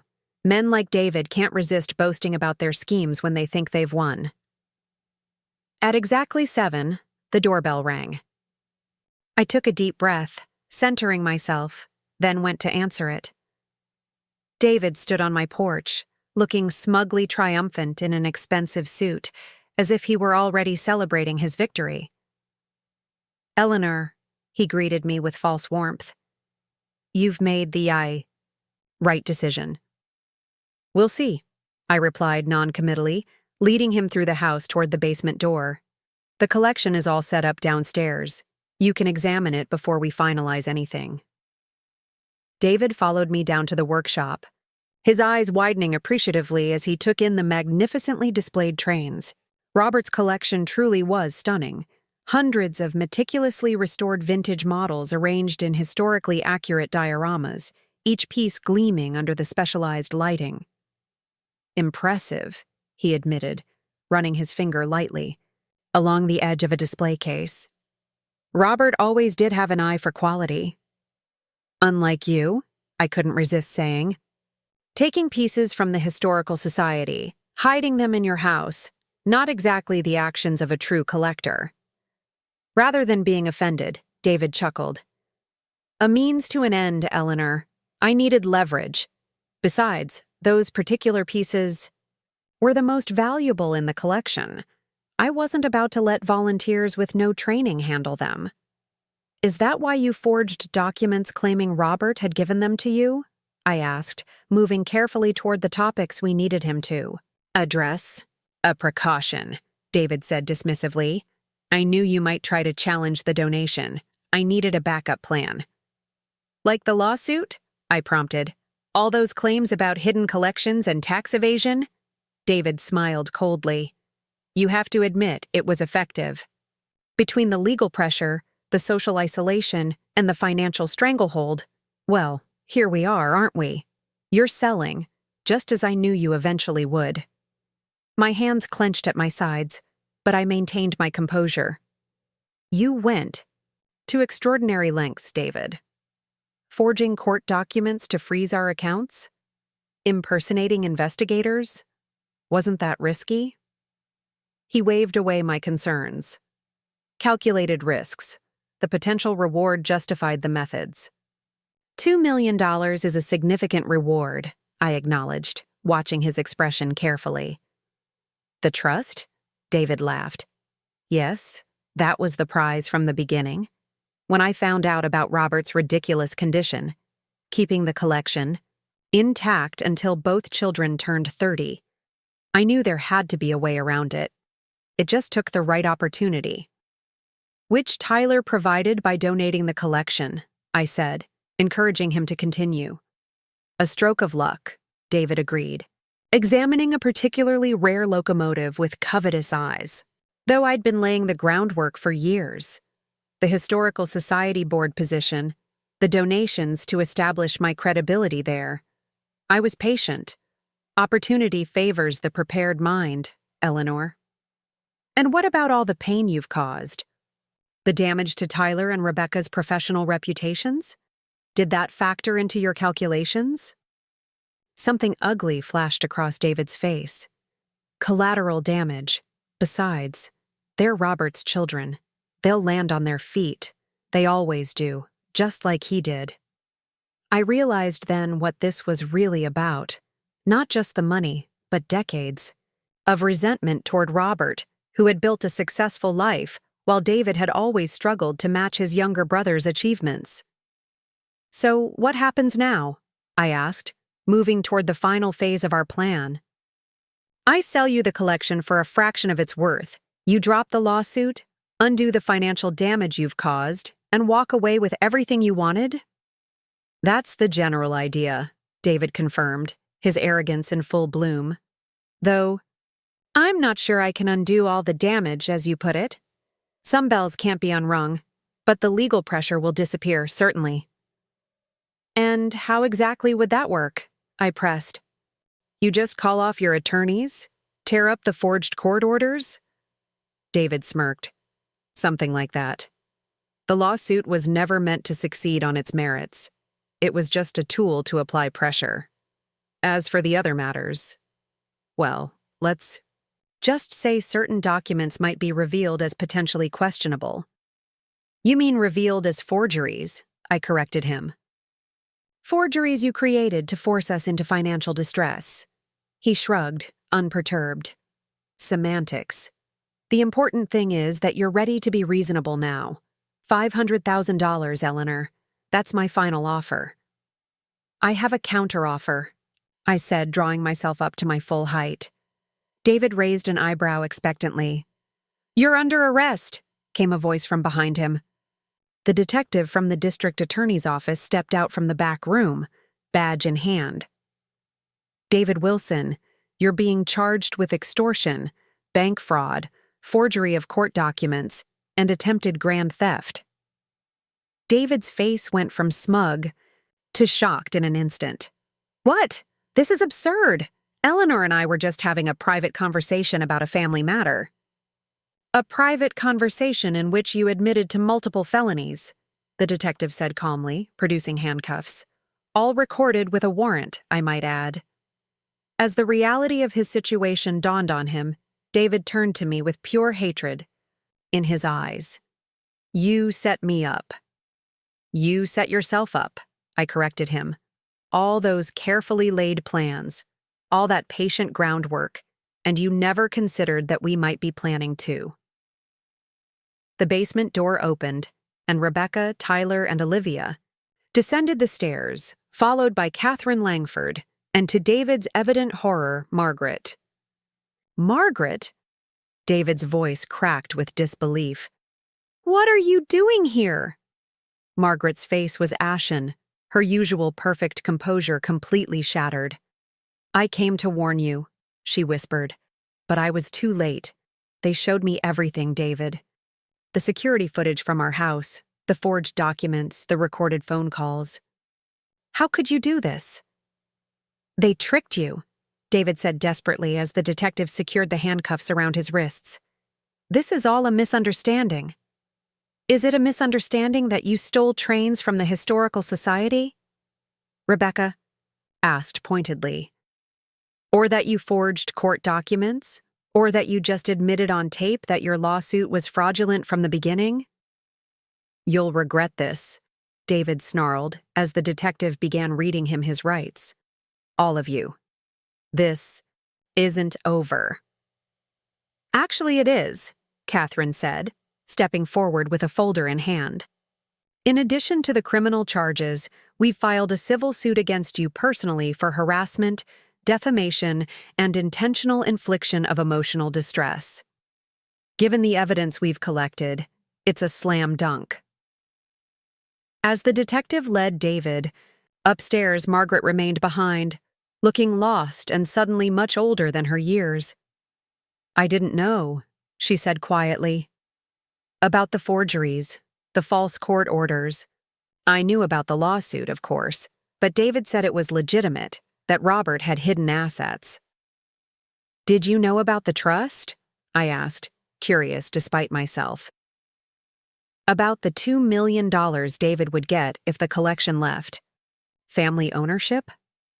Margaret hesitated, then nodded slightly. He told me Robert had provided for us in his will, but that you had found a way to prevent us from receiving what was meant for us. I believed him. Robert provided exactly what? He intended for David, I said firmly. The fishing gear, the family photographs. The trust was always meant for the children. Margaret twisted her wedding ring nervously. What happens now? That depends partly on you, Catherine interjected. Your level of involvement in David's schemes will determine whether you face charges as well. Fear flashed across Margaret's face. I never forged anything. I didn't know about the court orders or the fake investigators. But you did spread rumors about Eleanor and her children, Olivia pointed out. You did participate in the campaign to damage their reputations. Margaret's shoulders slumped in defeat. Yes, I did that.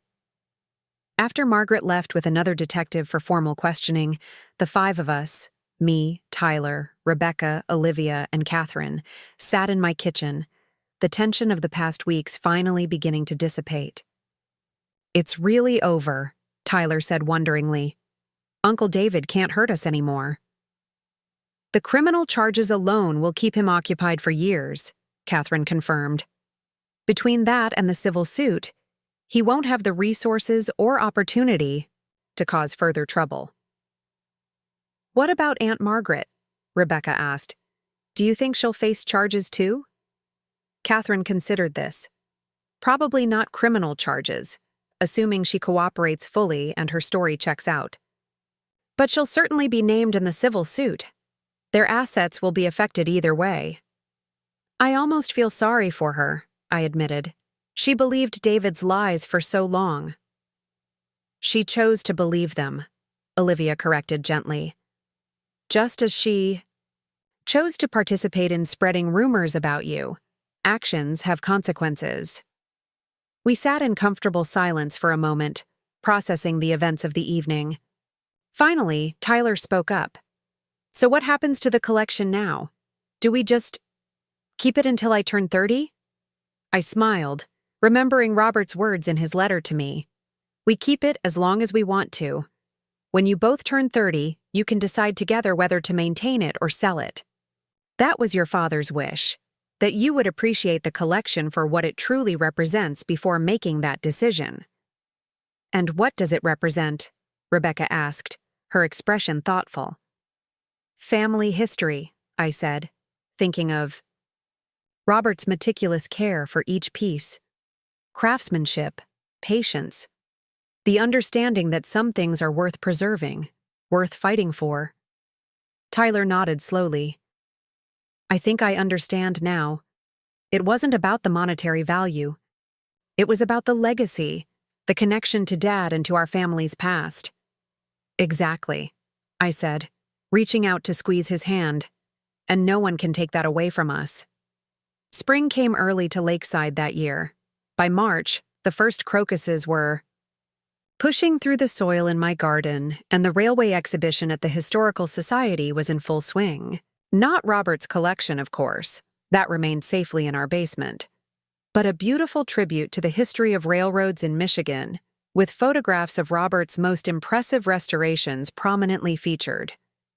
David's criminal trial was set for the summer, with experts predicting a swift conviction given the overwhelming evidence against him.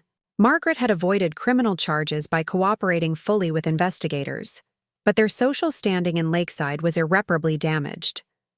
Last I heard, she was planning to move to Florida, to start fresh in a community where no one knew their story. One sunny afternoon, I found myself in the basement workshop, carefully dusting the display cases while Tyler adjusted the lighting for a particularly beautiful scale model of the 20th Century Limited. "Mom," he said suddenly, looking up from his work, "I've been thinking about something." "What's that?" I asked, moving to stand beside him.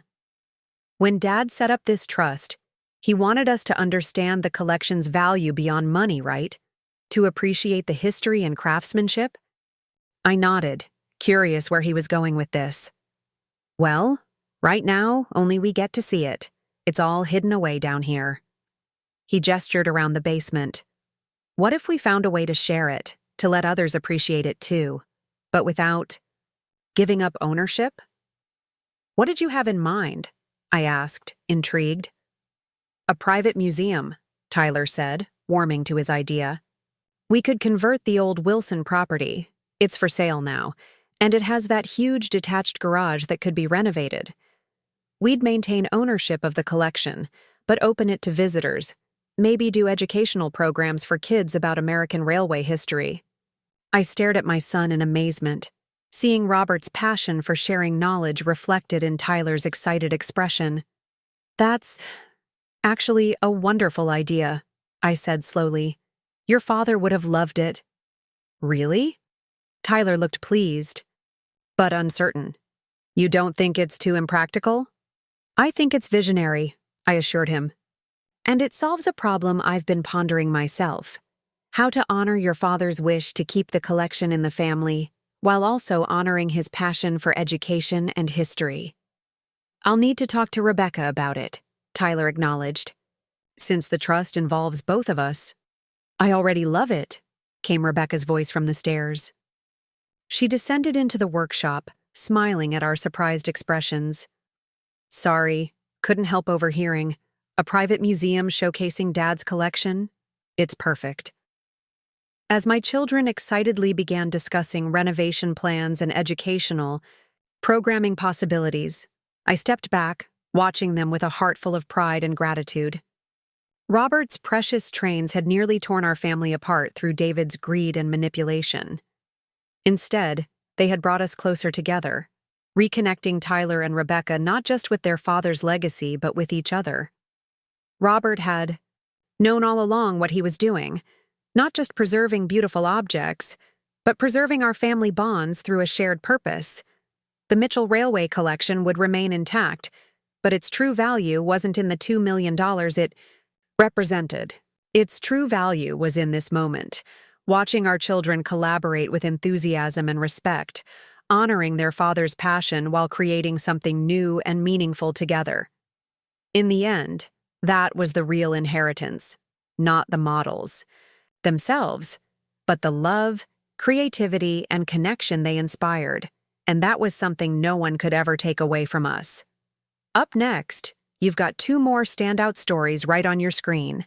If this one hit the mark, you won't want to pass these up. Just click and check them out.